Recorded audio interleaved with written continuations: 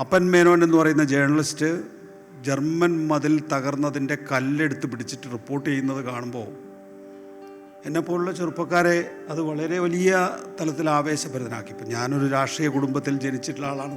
രാഷ്ട്രീയ കുടുംബത്തിൽ എന്ന് പറയുമ്പോൾ നിങ്ങളൊക്കെ വിചാരിക്കുന്ന രീതിയിലുള്ള രാഷ്ട്രീയ കുടുംബം പോലും അല്ല എൻ്റെത്. തീർത്തും സംഘർഷാത്മകമായിട്ടുള്ള ഒരു രാഷ്ട്രീയ ജീവിതമായിരുന്നു എൻ്റെ പിതാവിന്. സംഭവബഹുലമായൊരു ഏടുണ്ടായിരുന്നില്ല മാധ്യമപ്രവർത്തനത്തിൽ വരുന്നതിന് മുമ്പ്. വളരെ സാധാരണമായൊരു കർഷക കുടുംബത്തിൽ നാട്ടിൻപുറത്ത് ഒരു ഡ്രൈവറുടെ മകളായി ജനിച്ച KSUSFI തമ്മിലുള്ള വ്യത്യാസം എന്താണെന്ന് അറിയാതെ പലതവണ നികേഷ് സാറിൻ്റെ അടുത്ത് തന്നെ നന്നായി ചീത്ത കേട്ടിട്ടുള്ള ഒരാളാണ് ഞാൻ. പഠിച്ചാണ്, പിന്നീടാണ് മാധ്യമപ്രവർത്തനത്തിൽ വന്നിട്ടാണ് രാഷ്ട്രീയം പഠിക്കുന്നത്. രാഷ്ട്രീയമാണ് സിരകളിലേക്ക് ഒഴുകുന്നതെങ്കിൽ ഏറ്റവും നല്ലത് ഈ മുദ്രാവാക്യം വിളിക്കുന്നതിനേക്കാൾ അല്ലെങ്കിൽ നേരിട്ട് രാഷ്ട്രീയ പ്രവർത്തനം നടത്തുന്നതിനേക്കാൾ മാധ്യമ പ്രവർത്തനത്തിലൂടെ രാഷ്ട്രീയ പ്രവർത്തനം നടത്താൻ കഴിയും എന്നുള്ള ചിന്താഗതി ഒരു ബേസ് ലൈനായിട്ടും അവിടെ ഉണ്ടായിരുന്നു എന്നുള്ളതാണ് പ്രധാനം. ഒരു മരണവാർത്ത മാധ്യമങ്ങളിൽ കണ്ടാൽ അത് ഷെയർ ചെയ്യാൻ പറ്റാത്ത, അവിടെ അതിൻ്റെ ഉത്തരവുണ്ട്. കാരണം അത് ഷെയർ ചെയ്യാനാണ് നിങ്ങൾ നോക്കുന്നത്. ഒരു വാർത്ത നിങ്ങൾ അറിഞ്ഞു, മരണവാർത്തയാണ്, അത് ഉടനെ നിങ്ങൾക്ക് ഷെയർ ചെയ്യണം. അത് ഷെയർ ചെയ്യാൻ വേണ്ടിയാണ് നിങ്ങൾ നോക്കുന്നത്. ആ അടിസ്ഥാന കൗതുകത്തിലാണ് മാധ്യമങ്ങളും പ്രവർത്തിക്കുന്നത്. മരണ വാർത്ത കൊടുക്കുന്നതിൽ ഒരു മത്സരം ദയവായി ആരും കാഴ്ചവെക്കരുത്. ഉറപ്പിച്ചിട്ട് മാത്രം കൊടുത്താൽ മതി. നമ്മളൊരു വാർത്ത പറഞ്ഞിട്ട് പിൻവലിക്കേണ്ട അവസ്ഥ വരരുത്. പക്ഷേ ഈ കൈയടിക്കുമ്പോൾ ഈ പ്രേക്ഷകരുണ്ടല്ലോ, ഫോൺ എടുത്ത് നമ്മളോട് വിളിച്ചു ചോദിക്കാറുണ്ട്, നിങ്ങളെന്താ കൊടുക്കാത്തതെന്ന്. ഈ ചോദ്യം നേരിടേണ്ടി വരാറുണ്ട്. 2024 ഞാൻ മാധ്യമ പ്രവർത്തന ജീവിതത്തിൽ നിന്ന് തൽക്കാലം ഒരു ബ്രേക്ക് എടുക്കുമ്പോൾ ഇപ്പോഴും ഞാനൊരു മാധ്യമപ്രവർത്തകൻ തന്നെയാണെന്നാണ് ഞാൻ വിശ്വസിക്കുന്നത് കേട്ടോ. മാധ്യമപ്രവർത്തകൻ എല്ലാ ദിവസവും രാത്രി ഇരുന്ന് ടെലിവിഷനിൽ വാർത്ത വായിക്കണമെന്നോ അല്ലെങ്കിൽ ഒരു ചർച്ച സംഘടിപ്പിക്കണമെന്നൊന്നുമില്ല. നമുക്ക് സാധ്യമായിട്ടുള്ള മേഖലകളിൽ നമുക്ക് എഴുതാൻ കഴിയുമെങ്കിൽ, നമുക്ക് സാധ്യമായിട്ടുള്ള മേഖലകളിൽ നമുക്ക് ദൃശ്യങ്ങളിലൂടെ കാര്യങ്ങൾ പറയാൻ കഴിയുമെങ്കിൽ ഈ മുഖ്യധാരാ മാധ്യമ പ്രവർത്തനത്തിൽ നിന്നും ഒട്ടും മോശമല്ല അത് എന്നുള്ളതുകൊണ്ട് ഞാൻ എന്നെ മാധ്യമപ്രവർത്തകൻ എന്ന് തന്നെയാണ് വിളിക്കുന്നത്.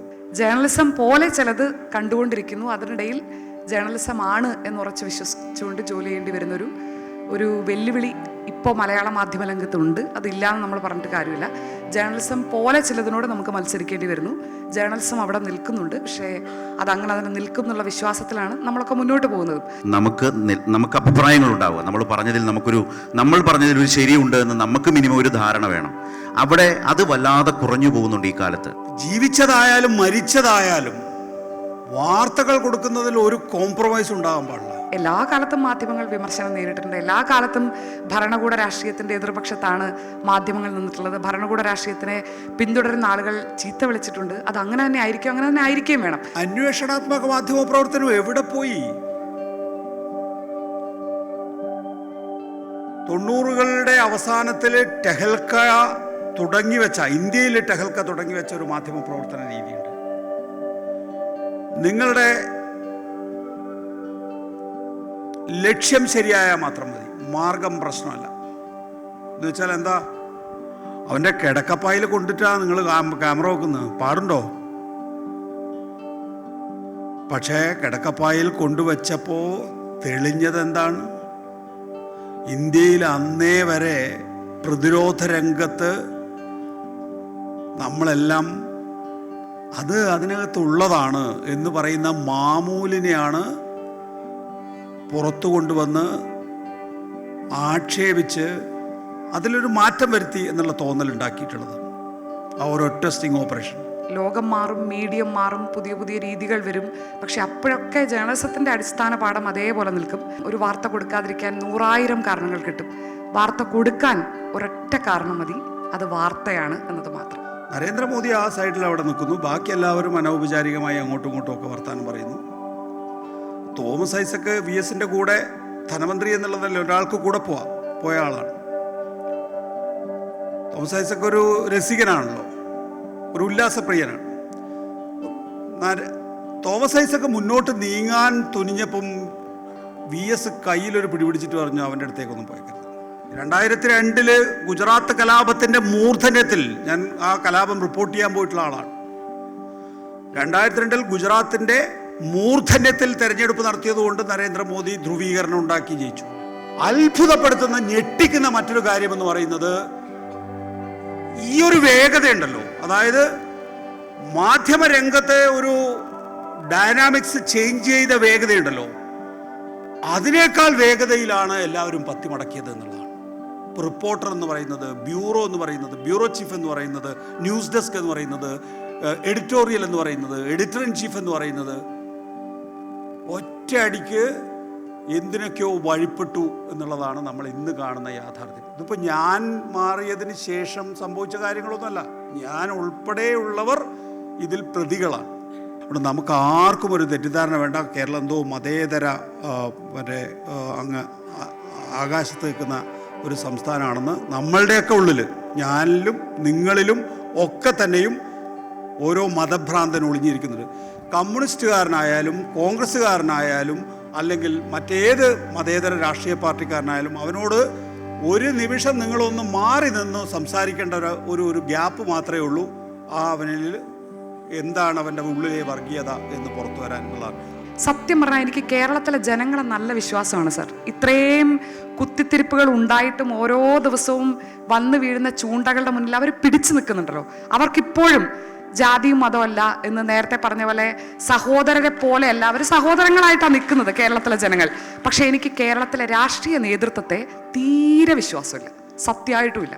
വികസനത്തിന്റെ സ്ട്രൈക്ക് റേറ്റ് ഇന്ന് രാജ്യത്ത് തന്നെ ഏറ്റവും ശക്തമായിട്ടുള്ളൊരു സംസ്ഥാനമല്ലേ കേരളം?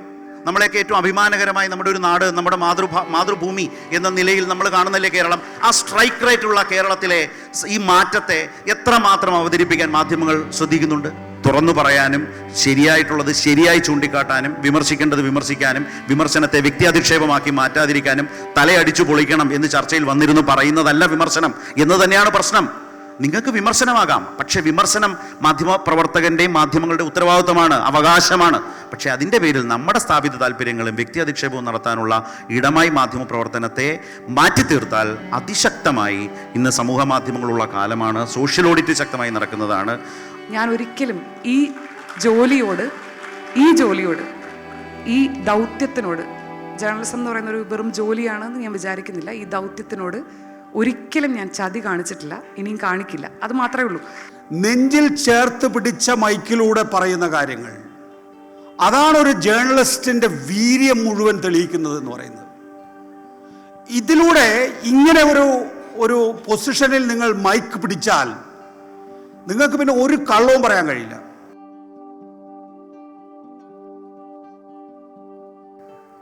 മുമ്പ് ഒരു ഗംഭീര സെഷനായിരുന്നു, മനോഹരം എന്നതിനപ്പുറം അതിഗംഭീരമായ ഒരു ആശയതലം അതിവ്യക്തമായി ഏറ്റവും മനോഹരവും ലളിതവും തീവ്രമായും നമ്മുടെ മുമ്പിലേക്ക് അവതരിപ്പിച്ച നമ്മുടെ പ്രിയ എഴുത്തുകാരുടെ ഒരു മികച്ച വേദി. അതുകൊണ്ട് തന്നെ ഈ സാംസ്കാരികോത്സവം അല്ലെങ്കിൽ ലിറ്ററേച്ചർ ഫെസ്റ്റിവൽ എന്ന് പറയുന്നത് സംസ്കൃതിയുടെ മികവാർന്ന പ്രവർത്തനങ്ങളിൽ ഏറ്റവും മികച്ച മറ്റൊന്നായി മാറാൻ പോകുന്നു എന്നുള്ളതാണ് 25ാം വർഷത്തിലൂടെ കടന്നു പോകുമ്പോൾ. ഞങ്ങളതിന് ശേഷം ഞങ്ങൾ കൂട്ടായി ഗോപികൃഷ്ണനോടും സുഭാഷ് ചന്ദ്രനോടും ഒക്കെ ഒന്ന് പോയി വിശ്രമിച്ചോളാൻ പറഞ്ഞു. പക്ഷെ പോകുന്നില്ല, ഇവിടെ ഇരിക്കുന്നു എന്നാണ് പറഞ്ഞത്. മാത്രമല്ല ഇവരുച്ചയ്ക്ക് ഒരു നല്ല ആശംസ നേർന്നു. നിങ്ങളുടെ ഒരു ജീവിതം വലിയ കഷ്ടം തന്നെയാണ് കേട്ടോ. നിങ്ങളൊരു പരിപാടിയിൽ പങ്കെടുക്കാൻ പോരുമ്പോഴും നിങ്ങൾക്കൊരു ജോലി അല്ലെങ്കിൽ ആ പരിപാടിയുടെ ഭാഗമായ ഒരു ഉത്തരവാദിത്വം വരുന്നത് നിങ്ങൾ എല്ലാ ദിവസവും ചെയ്യുന്ന പോലെ 8 മണിയുടെ സമയത്ത് തന്നെ ആയി പോകുന്നല്ലോ എന്ന് വല്ലാതെ ഞങ്ങളെ ഓർത്ത് പരിഭവിച്ച അല്ലെങ്കിൽ വേദനിച്ച 2 എഴുത്തുകാരെ, കവിയെയും കഥാകാരനെയും ഓർക്കുകയാണ്. അത് കൃത്യം അതുപോലെ തന്നെ സംഭവിച്ചു. ഞാൻ നേരത്തെ ഷാനിയോട് പറയുകയും ചെയ്തു. ഏതാണ്ട് ഒരു 7:30-8 മണിയായപ്പോൾ കറങ്ങി തിരിഞ്ഞൊരു കൗണ്ടർ പോയിൻറ്റിൻ്റെയും ന്യൂസ് ആൻഡ് വ്യൂസിൻ്റെയും ഒക്കെയുള്ള ഒരു എഡിറ്റോറിയൽ ചർച്ചയുടെ സമയത്ത് തന്നെ നമ്മളൊക്കെ തമ്മിൽ ഇങ്ങനെ കാണുന്നൊരു സാഹചര്യം ഉണ്ടാവുകയാണ്. സത്യവും മിഥ്യയും കേരളത്തിൻ്റെ മാധ്യമ ലോകവുമായി ബന്ധപ്പെട്ട് ഏറ്റവും ശക്തമായ ചർച്ച നടക്കുന്ന ഒരു വിഷയത്തെയാണ് ഖത്തർ സംസ്കൃതി തിരഞ്ഞെടുത്തത് എന്നതുകൂടിയുണ്ട്. അതിലൊരുപാട് നമ്മുടെ സമീപകാല വർത്തമാനകാല ജീവിതത്തിലെ മാധ്യമ വാർത്തകൾ അല്ലെങ്കിൽ റിപ്പോർട്ടുകൾ, മാധ്യമ സമീപനം, ഇതൊക്കെ ബന്ധപ്പെടുത്തി നിങ്ങൾക്കൊക്കെ പല അഭിപ്രായങ്ങളും ഉണ്ടാകും, പറയാനുണ്ടാകും. കേട്ടിരിക്കുമ്പോൾ തന്നെ പറയാൻ ചിലപ്പോൾ തരിപ്പ് വന്നേക്കാം. പക്ഷെ അത് നഷ്ടപ്പെടുത്തണ്ട. മൈക്കൊക്കെ അവിടെ ഇവിടെയൊക്കെ ഉണ്ടാവും. അതൊക്കെ എടുത്തു വെച്ച് സംസാരിക്കുക. നന്നായി അതിന് മറുപടി പറയാൻ ശ്രീ MV നികേഷ് കുമാറുണ്ട്, അതുപോലെ തന്നെ ഷാനി പ്രഭാകരനുണ്ട്. ഞാൻ ഈ ക്രിക്കറ്റിൻ്റെ ഭാഷയെ പറഞ്ഞ അപ്പുറത്ത് നോൺ സ്ട്രൈക്കേഴ്സ് എൻഡിൽ നമ്മൾ വിക്കറ്റ് കളയാതെ നിന്ന് ബാറ്റ് ചെയ്ത് കൊടുത്താൽ മതി. അപ്പുറത്ത് ബാറ്റ് ചെയ്യുന്ന ആളുകൾ അവരെ പ്രോത്സാഹിപ്പിച്ചു കൊടുത്താൽ മതി, അപ്പോൾ അവർ ബാറ്റ് ചെയ്തോളും എന്നുള്ളതാണ്. അപ്പോൾ നിങ്ങളൊക്കെ ഇങ്ങനെ ഷാനി പറയുന്നത് കേൾക്കാനിരിക്കുകയാണ്. ഞാൻ ആ ഷാനി പറയുന്നത് കേൾക്കുന്നതും നിങ്ങൾ തിരിച്ച് അറിയാനും ചോദിക്കാൻ ആഗ്രഹിക്കുന്നത് കേൾക്കാനും ഒക്കെ ഇരിക്കുന്നു. ശ്രീ നികേഷ് കുമാർ മുമ്പ് പറഞ്ഞതുപോലെ മാധ്യമ ലോകത്തെ ഒരു ദീർഘമായ അനുഭവത്തിൻ്റെ പശ്ചാത്തലത്തിൽ നിന്നുകൊണ്ട് സജീവ രാഷ്ട്രീയത്തിൻ്റെ ഒരു തലത്തിലൂടെ കടന്നു പോകുന്ന ഒരു കാലമാണ്.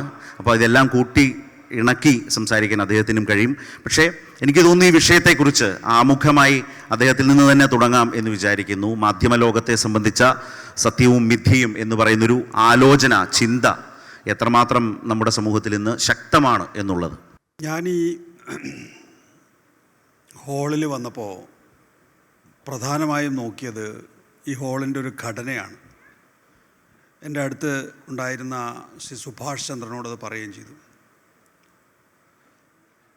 എല്ലാവരെയും മുഖാമുഖം കാണാം.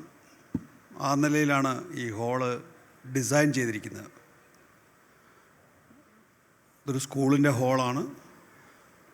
സ്വാഭാവികമായിട്ടും കുട്ടികളോട് പറഞ്ഞു കൊടുക്കാൻ വേണ്ടി ആ തരത്തിൽ നിർമ്മിച്ചതായിരിക്കാം ഇത്. മുൻപ് ഞാൻ ഇന്ത്യ വിഷൻ്റെ എക്സിക്യൂട്ടീവ് എഡിറ്ററായിരിക്കുന്ന ഘട്ടത്തിൽ, ആ കാലഘട്ടത്തിലാണല്ലോ ഈ വാർത്താ ചാനലിൽ എന്തൊക്കെ പരിപാടികൾ വേണമെന്ന് സംബന്ധിച്ച പരീക്ഷണങ്ങൾ നടക്കുന്നത്. അന്ന് കേരളം കണ്ട ഏറ്റവും വലിയ പ്രഭാഷകനായിട്ടുള്ള സുകുമാർ അഴീക്കോടിൻ്റെ അടുത്തേക്ക് എന്നെ പറഞ്ഞയച്ചത് മറ്റാരുമല്ല, MT വാസുദേവൻ നായർ എന്ന് പറയുന്ന ജ്ഞാനപീഠം. അപ്പം ഞാൻ സുകുമാർ അഴീക്കോടിനോട് എങ്ങനെയാണ് ഈ കാര്യങ്ങൾ അവതരിപ്പിക്കുക എന്നത് സംബന്ധിച്ച ഒരു മനക്ലേശമൊക്കെ ആയിട്ടാണ് പോകുന്നത്.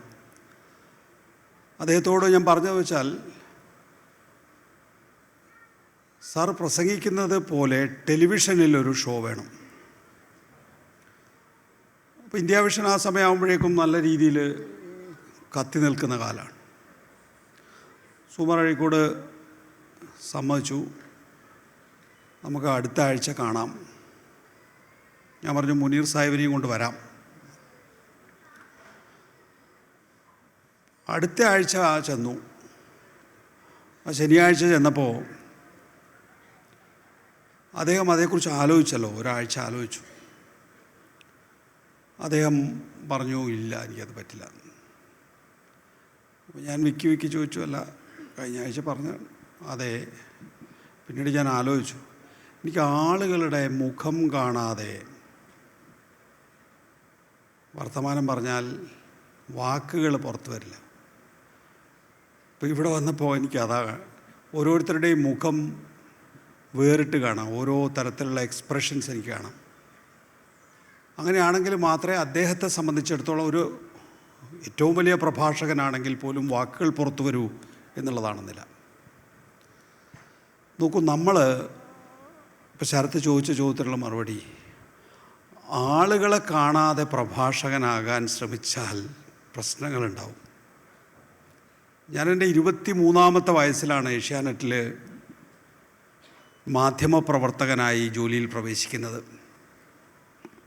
എന്നുവെച്ചാൽ എൻ്റെ ജേർണലിസത്തിൽ പൂർത്തിയാകുന്നതിനിടയിൽ തന്നെ ഏഷ്യാനെറ്റ് ഒരു പരീക്ഷ നടത്തുകയും അതിൻ്റെ അടിസ്ഥാനത്തിൽ എനിക്ക് ഏഷ്യാനെറ്റിൽ ഒരു ട്രെയിനി ജേർണലിസ്റ്റായിട്ട് ജോലി കിട്ടുകയും ചെയ്തു. 29-ാമത്തെ വയസ്സാകുമ്പോഴേക്കും ഞാൻ ഇന്ത്യ വിഷനിലും എത്തി. ഇതിനിടയിൽ ആളെ കാണാൻ കഴിഞ്ഞിട്ടില്ല, ജീവിതം കാണാൻ കഴിഞ്ഞിട്ടില്ല. അപ്പോഴും നമ്മൾ ജേർണലിസ്റ്റാണ് എന്നുള്ളതാണ്. എന്നുവെച്ചാൽ റിപ്പോർട്ടിങ്ങിൻ്റെ ഭാഗമായുള്ള സഞ്ചാരം, അതുമായി ബന്ധപ്പെട്ടിട്ടുള്ള ആളുകളെ കാണലും ഒക്കെ ഉണ്ട് എന്നുള്ളതാണ്. പക്ഷേ എവിടെയും പോയാൽ ഇരിപ്പുറക്കില്ല എന്നുള്ള പ്രശ്നമുണ്ട്. നിങ്ങൾക്കൊക്കെ പറഞ്ഞാൽ മനസ്സിലാവുമെന്നറിയില്ല, ഞങ്ങളുടെ നാട്ടിലൊക്കെ ഈ പശുവിനെ വളർത്തുന്നവർ ഒരു ദിവസം വിട്ട് വേറൊരു ദിവസത്തേക്ക് കടക്കുന്ന ഒരു യാത്ര നടത്തില്ല. കാരണം പശുവിന് വെള്ളം കൊടുക്കണം, പശുവിന് പുല്ലരിയണം, പശുവിന് എന്തെങ്കിലും പ്രശ്നമുണ്ടെങ്കിൽ മാറ്റിക്കിട്ടണം. ഇങ്ങനെയുള്ള പ്രശ്നങ്ങൾ ഉള്ളതുകൊണ്ട് ഒരു കല്യാണത്തിന് പോകാം, അല്ലെങ്കിൽ ഒരു മരണത്തിന് പോകാം, അതും ഒരു 3-4 മണിക്കൂറിൻ്റെ ഇടവേളയിൽ. ഈ നിലയിലുള്ള ജീവിതം മാത്രമാണ് യഥാർത്ഥത്തിൽ ജേർണലിസ്റ്റ് എന്നുള്ള നിലയിൽ കിട്ടിയിട്ടുള്ളത്. ആളുകളുടെ പ്രശ്നത്തിൻ്റെ നടുവിൽ ചെന്ന് നിന്നിട്ട് എന്താണെന്ന് ചോദിക്കുന്നതെന്നല്ലാതെ ജീവിതം കണ്ടിട്ടില്ല എന്നുള്ള പ്രശ്നം എൻ്റെ ജീവിതത്തിലെ ഏറ്റവും വലിയ പ്രശ്നമായി വന്നു എന്നുള്ളത്. ഇതാണ് യഥാർത്ഥത്തിൽ കുറേ കാലമായി എന്നെ ഒരു ബ്രേക്ക് എടുക്കണം എന്നുള്ള നിലയിൽ ചിന്തിപ്പിച്ചത്. ആ ബ്രേക്കായിരുന്നു 2016 നിയമസഭാ തെരഞ്ഞെടുപ്പിലുള്ള എൻ്റെ മത്സരം എന്ന് പറയുന്നത്. പക്ഷേ അവിടെ വെച്ച് എനിക്ക് അവസാനിപ്പിക്കാൻ കഴിയില്ല. കാരണം ഞാൻ തുടങ്ങി വെച്ച ഒരു ടെലിവിഷൻ ചാനലുണ്ട്, എൻ്റെ ഓണർഷിപ്പിലൊരു ടെലിവിഷൻ ചാനലുണ്ട്. അതിനെയും എനിക്ക് എവിടെയെങ്കിലും ഒക്കെ ഒന്ന് ഒരു സേഫ് ഹാർബറിലേക്ക് എത്തിക്കണം എന്നുള്ളതാണ്. അങ്ങനെ ആ സേഫ് ഹാർബറിൽ എന്ന് ഞാൻ വിചാരിക്കുന്ന നിലയിലേക്ക് എത്തിച്ചതിന് ശേഷമാണ് എനിക്ക് ഒരു വാർത്താ ചാനലിലെ ജീവിതം അവസാനിപ്പിക്കാൻ കഴിഞ്ഞത് എന്നുള്ളതാണ്. ആവേശകരമായിട്ടുള്ളൊരു ജീവിതം തന്നെയായിരുന്നു എന്നെ സംബന്ധിച്ചിടത്തോളം. കാരണം ഞാൻ വിദ്യാർത്ഥിയായിരിക്കുന്ന കാലഘട്ടത്തിൽ കണ്ടത് അപ്പൻ മേനോൻ്റെയൊക്കെ റിപ്പോർട്ടിങ്ങാണ്. ഇപ്പം ഒരു 50 വയസ്സൊക്കെയുള്ള ആളുകൾക്ക് അല്ലെങ്കിൽ അതിന് മുകളിലുള്ള ആളുകൾക്കൊക്കെ എങ്ങനെയാണ് ടെലിവിഷൻ ലോകമുണ്ടായത് എന്നത് സംബന്ധിച്ച് നല്ല വ്യക്തതയുണ്ടാവും, പ്രത്യേകിച്ച് ഇന്ത്യയിൽ നമുക്കറിയാം അപ്ലിങ്കിങ് അനുമതി ഉണ്ടായിരുന്നില്ല 1990 മുമ്പ്. അപ്പോൾ തകർന്നുപോയ സോവിയറ്റ് യൂണിയനിൽ ചെന്ന് അവിടുത്തെ സാറ്റലൈറ്റ് എടുത്ത് ഇന്ത്യയിൽ ഫുട് പ്രിൻ്റുള്ള നിലയിൽ വിദേശ രാജ്യത്ത് നിന്ന് നമ്മുടെ ഭാഷയിൽ ടെലിവിഷൻ അവതരിപ്പിക്കുക എന്ന് പറയുന്നതാണ് ആ കാലഘട്ടത്തിൽ സംഭവിച്ചിട്ടുള്ളത്. അങ്ങനെ വളരെ വെല്ലുവിളി നിറഞ്ഞ ഒരു ടെലിവിഷൻ പ്രവർത്തനത്തിനിടയിലും ഏറ്റവും നല്ല ജേർണലിസം ഉണ്ടായിരുന്നു എന്നുള്ളതാണ്. ദൂരദർശനിലെ ഒരു സ്ലോട്ട് എടുത്ത് Pranoy Roy the world this week എന്ന് പറയുന്ന പരിപാടി അവതരിപ്പിക്കുന്നു. അപ്പൻ മേനോൻ എന്ന് പറയുന്ന ഒരു ജേർണലിസ്റ്റ്, എൻ്റെ കണ്ണിൽ ഇപ്പോഴും ആ കാഴ്ചയുണ്ട്. അപ്പൻ മേനോൻ എന്ന് പറയുന്ന ജേർണലിസ്റ്റ് ജർമ്മൻ മതിൽ തകർന്നതിൻ്റെ കല്ലെടുത്ത് പിടിച്ചിട്ട് റിപ്പോർട്ട് ചെയ്യുന്നത് കാണുമ്പോൾ എന്നെപ്പോലുള്ള ചെറുപ്പക്കാരെ അത് വളരെ വലിയ തലത്തിൽ ആവേശഭരിതനാക്കി. ഇപ്പം ഞാനൊരു രാഷ്ട്രീയ കുടുംബത്തിൽ ജനിച്ചിട്ടുള്ള ആളാണ്. ഇപ്പോൾ രാഷ്ട്രീയ കുടുംബത്തിൽ എന്ന് പറയുമ്പോൾ നിങ്ങളൊക്കെ വിചാരിക്കുന്ന രീതിയിലുള്ള രാഷ്ട്രീയ കുടുംബം പോലും അല്ല എൻ്റെത്. തീർത്തും സംഘർഷാത്മകമായിട്ടുള്ള ഒരു രാഷ്ട്രീയ ജീവിതമായിരുന്നു എൻ്റെ പിതാവിന്. മാത്രമല്ല ഞങ്ങളുടെ വീട് എന്നൊക്കെ പറയുന്നത് പൂർണ്ണമായും ഒരു പാർട്ടി ആഫീസ് പോലെയാണ്. രാവിലെ ഇപ്പോൾ ഞാൻ എപ്പോഴാണ് എഴുന്നേക്കുന്നതോ അപ്പോൾ എഴുന്നേൽക്കുമ്പോൾ ഞാൻ കിടക്കുന്നത്, നമുക്കങ്ങനെ പ്രത്യേകിച്ച് മുറിയൊന്നുമില്ല, പക്ഷേ എങ്കിൽ പോലും ഞാൻ കിടക്കുന്ന മുറിയിൽ ഒരു 10-25 ആളുണ്ടാവും. അവരുടെ ശ്വാസം, അവരുടെ വർത്തമാനമൊക്കെ കേട്ടിട്ടാണ് ഞാൻ എഴുന്നേൽക്കുന്നത്. അപ്പോൾ അതിൽ അവരെ ഇങ്ങനെ വകഞ്ഞു മാറ്റി അടുക്കളയിൽ പോയി അമ്മ തരുന്ന ഒരു ബസ്സിൽ തരുന്ന കാപ്പി കുടിച്ച് അത് കഴിഞ്ഞതിന് ശേഷം പല്ല് തേക്കാനുള്ള തിരക്ക്, കാപ്പി കുടിക്കാനുള്ള തിരക്ക് എന്തായാലും പല്ല് തേക്കുന്നവരുണ്ടാവില്ലല്ലോ. അപ്പോൾ കാപ്പി കുടിച്ച് അത് കഴിഞ്ഞതിന് ശേഷം പല്ല് തേച്ച് പിന്നെ നമ്മൾ സ്കൂളിൽ പോയി. അപ്പോൾ ആ ആൾക്കൂട്ടം നമ്മുടെ കൂടെ എവിടെയൊക്കെയോ ഇങ്ങനെ വഴിപിരിയുന്നു. അങ്ങനെ ജീവിച്ച് വളരുന്ന ഒരാളെ സംബന്ധിച്ചിടത്തോളം സ്വാഭാവികമായിട്ടും ഈ വഴി തന്നെയായിരിക്കും സ്വീകരിക്കാൻ കഴിയുക. പക്ഷെ അവിടെയാണ് ഈ മുഷ്ടി ചുരുട്ടിയ മുദ്രാവാക്യങ്ങളിലൂടെ അല്ല, നെഞ്ചിൽ ചേർത്ത് പിടിച്ച മൈക്കിലൂടെ പറയുന്ന സത്യങ്ങളാണ് വിപ്ലവം എന്ന നിലയിലേക്ക് എന്നെ അല്ലെങ്കിൽ ഞങ്ങളെപ്പോലുള്ള വിദ്യാർത്ഥികളെ മാറ്റി തീർത്തിട്ടുള്ളത് എന്നുള്ളതാണ്. അതിന് വേറെയും കാരണങ്ങളുണ്ട്, അടിസ്ഥാനപരമായ കാരണങ്ങളുണ്ട്. ഇപ്പോൾ 90കളിലെ വിദ്യാഭ്യാസം പൂർത്തിയാക്കുന്ന ഞങ്ങളെ സംബന്ധിച്ചിടത്തോളം അടിയന്തരാവസ്ഥയ്ക്ക് ശേഷം നമ്മൾ രാഷ്ട്രീയം മനസ്സിലാക്കുന്നവരാണ്. അടിയന്തരാവസ്ഥ ചില കാര്യങ്ങൾ ക്രമപ്പെടുത്തിയിട്ടുണ്ട്. അടിയന്തരാവസ്ഥ മോശമായിരുന്നു. അടിയന്തരാവസ്ഥയെ ആരൊക്കെ പിന്തുണച്ചുവോ അവരൊക്കെ മോശക്കാരാണ്. അടിയന്തരാവസ്ഥയെ ആരൊക്കെ എതിർത്തുവോ അവരുടെ ദൈനംദിന തെറ്റുകൾ അവഗണിച്ചും നമുക്ക് അവരുടെ ലെഗസി അംഗീകരിക്കാൻ കഴിയുമായിരുന്നു. മാത്രമല്ല, ഈ ടെലിവിഷൻ്റെ രംഗപ്രവേശം തെറ്റുകൾ പറ്റിയിട്ടുണ്ടെങ്കിലും അച്ചടി മാധ്യമങ്ങളെ സംബന്ധിച്ചിടത്തോളം തങ്ങൾക്ക് ഇനി ഒരു ബുദ്ധിമുട്ടുണ്ടാകില്ലാത്ത വിധത്തിൽ ജനാധിപത്യം ശക്തിപ്പെടുകയാണ് അടിയന്തരാവസ്ഥയ്ക്ക് ശേഷം എന്നുള്ള തോന്നലും ആ കാലഘട്ടത്തിലുണ്ടാക്കി. അപ്പോൾ രാഷ്ട്രീയമാണ് നമ്മുടെയൊക്കെ സിരകളിൽ ഒഴുകുന്നത്. രാഷ്ട്രീയമാണ് സിരകളിലേക്ക് ഒഴുകുന്നതെങ്കിൽ ഏറ്റവും നല്ലത് ഈ മുദ്രാവാക്യം വിളിക്കുന്നതിനേക്കാൾ അല്ലെങ്കിൽ നേരിട്ട് രാഷ്ട്രീയ പ്രവർത്തനം നടത്തുന്നതിനേക്കാൾ മാധ്യമ പ്രവർത്തനത്തിലൂടെ രാഷ്ട്രീയ പ്രവർത്തനം നടത്താൻ കഴിയും എന്നുള്ള ചിന്താഗതി ഒരു ബേസ് ലൈനായിട്ടും അവിടെ ഉണ്ടായിരുന്നു എന്നുള്ളതാണ് പ്രധാനപ്പെട്ടത്. അത്രയും ആവേശകരമായി വന്നിട്ടുള്ളതാണ് എൻ്റെ തലമുറ. പിന്നെ ബാക്കിയുള്ള കാര്യങ്ങൾ പറയുമ്പോൾ കുറേ ക്ലീശേ വാക്കുകൾ പറയേണ്ടി വരും. നവോദാരവൽക്കരണം, നേരത്തെ ഗോപീഷ്ണം പറഞ്ഞ കാര്യം. അത് കഴിഞ്ഞതിന് ശേഷം പിന്നെ നരേന്ദ്രമോദിയുടെ ചങ്ങാത്ത മുതലാളിത്തം. പക്ഷെ ഒരു കാര്യത്തിൽ എനിക്ക് സംശയമില്ല, ടെലിവിഷൻ തലമുറ എന്നുള്ള നിലയിൽ അതിനകത്തുള്ള കാര്യങ്ങൾ ഒപ്പിയെടുക്കാൻ ഇന്നത്തെ രാഷ്ട്രീയ ചിത്രത്തിലുള്ള സംഭവവികാസങ്ങളൊക്കെ മനസ്സിലാക്കാൻ ഈ കാലഘട്ടത്തിൽ മാധ്യമപ്രവർത്തന ജീവിതത്തിലൂടെ സാധിച്ചു എന്നുള്ളത് വലിയ ചാരിതാർത്ഥ്യം നൽകുന്ന കാര്യമാണ്. ഒരിടത്ത് നിൽക്കാൻ ശ്രമിച്ചിട്ടില്ല. ഏഷ്യാനെറ്റ് ഒരു ഘട്ടത്തിൽ എന്നെ സംബന്ധിച്ചിടത്തോളം ആവശ്യമായിരുന്നു. കാരണം എന്താ, അന്ന് ഏഷ്യാനെറ്റേ ഉള്ളൂ എന്നുള്ളതാണ്. മാത്രമല്ല ഏഷ്യാനെറ്റിൻ്റെ സ്ഥാപകനായിട്ടുള്ള ശശികുമാർ പറയുന്നത് ഏഷ്യാനെറ്റ് എന്ന് പറയുന്ന ടെലിവിഷൻ ചാനലിന് കേരളത്തിൻ്റെ സ്വഭാവമായിരിക്കുമെന്നാണ്. ഒരുപക്ഷെ ഇവിടെ ആദ്യ ഏഷ്യാനെറ്റ് കാലം കണ്ടിട്ടുള്ള ആളുകൾ ചിലപ്പോൾ സംശയിച്ചേക്കാം, ഏഷ്യാനെറ്റ് ഇടത് സ്വഭാവമായിരുന്നില്ലേ എന്ന്. പക്ഷെ ശശികുമാർ അതിനെ കണ്ടത് കേരളത്തിൻ്റെ സ്വഭാവം എന്നുള്ള നിലയിലാണ്. നേരത്തെ പറഞ്ഞ പോലെ വിദേശ രാജ്യത്ത് പോയി നിങ്ങൾക്ക് ഒരു ടെലിവിഷൻ ചാനൽ തത്സമയം വാർത്ത അവതരിപ്പിച്ച് നൽകുക എന്നൊക്കെ പറയുക എന്ന് പറയുന്നത് അന്ന് വെല്ലുവിളിയാണ്. കാരണം ഇന്ന് നമ്മൾ അന്നത്തെ കാലത്ത് നോക്കിയാൽ സ്വാഭാവികമായിട്ട് അതിനകത്ത് ഇപ്പം എന്താ വെല്ലുവിളി, വാട്സാപ്പിൽ അയച്ചാൽ പോരെ എന്ന് തോന്നുന്നുണ്ടെങ്കിൽ അന്ന് ഇൻ്റർനെറ്റില്ല, ഇൻ്റർനെറ്റിൻ്റെ ഉപയോഗം വന്നു തുടങ്ങിയിട്ടില്ല. അപ്പോൾ അതൊന്നും ഇല്ലാത്ത കാലഘട്ടത്തിൽ വെറും അക്ഷരങ്ങൾ മാത്രമാണ് ടെലിവിഷൻ ചാനലിലെ വാർത്ത എന്ന് പറയുന്നത്. അവിടെ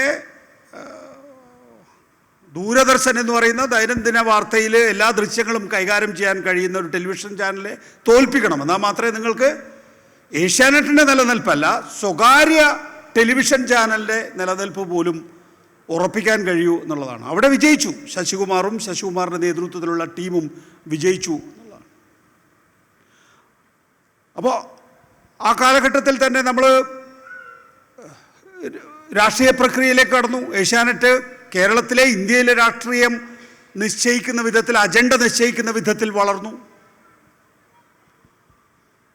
ഇപ്പോൾ ആദ്യ കാലഘട്ടത്തിൽ ഇപ്പോൾ മനില, സിംഗപ്പൂർ തുടങ്ങിയ അല്ലെങ്കിൽ പിന്നീട് ചെന്നൈയിൽ ഒക്കെയാണ് നമ്മൾ പ്രവർത്തിച്ചതെങ്കിലും റിപ്പോർട്ടിംഗ് എന്ന് പറയുന്നത്, കാരണം ഞാൻ എൻ്റെ മാധ്യമ ജീവിതത്തിൽ ഞാൻ നേരത്തെ പറഞ്ഞല്ലോ, അപ്പൻ മേനോൻ ഈ ജർമ്മൻ മതിൽ പൊളിഞ്ഞതിൻ്റെ കല്ലെടുത്ത് പിടിച്ച് പറഞ്ഞ കാര്യങ്ങളാണ് എൻ്റെ കൺമുന്നിൽ ഇപ്പോഴും ഉള്ളത് എന്ന് പറഞ്ഞല്ലോ.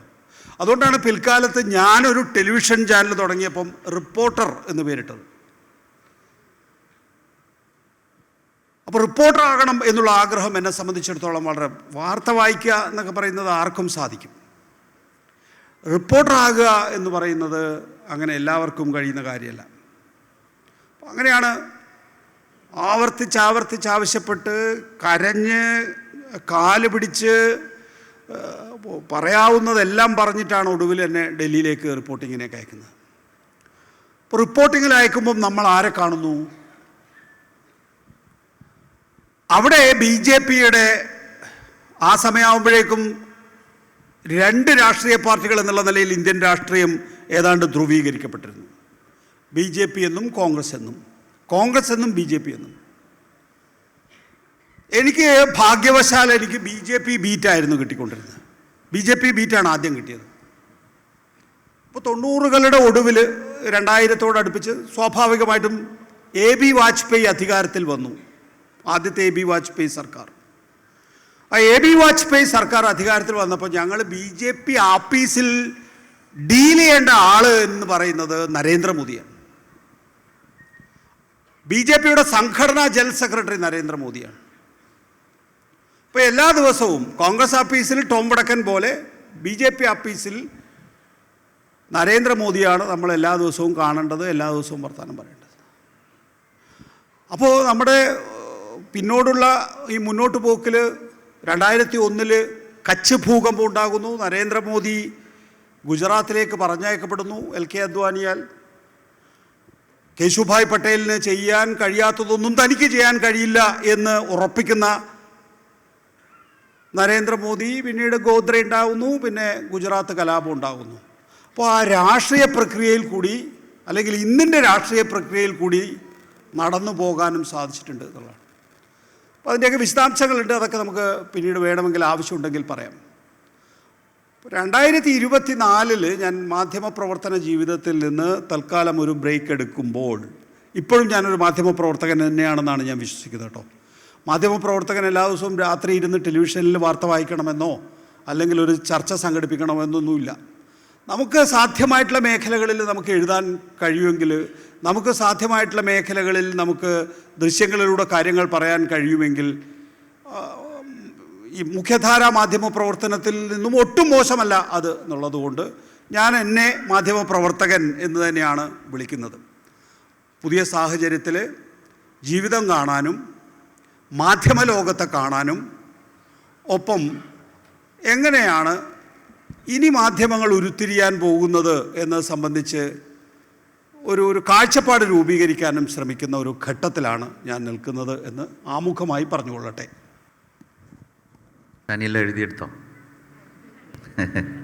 ഏതായാലും നമ്മുടെ ദൃശ്യമാധ്യമ ചരിത്രത്തിലേക്ക് അദ്ദേഹത്തിൻ്റെ ഒരു ജീവിതത്തിലൂടെ തന്നെ കടന്നു പോകുന്നുണ്ട്. ഞാൻ ആ കാലത്ത് വിദ്യാർത്ഥിയായിരിക്കുമ്പോൾ ഞാനിപ്പോഴും ഓർക്കുന്നുണ്ട്, തിരുവനന്തപുരത്ത് ഒരു കവാസാക്കി ബൈക്കിൽ ഇങ്ങനെ മാധ്യമപ്രവർത്തകനായിട്ട് പോകുന്ന MV നികേഷ് കുമാറിനെ കണ്ട് എൻ്റെ ഒരു കോളേജ് വിദ്യാഭ്യാസ കാലം ഉണ്ട്.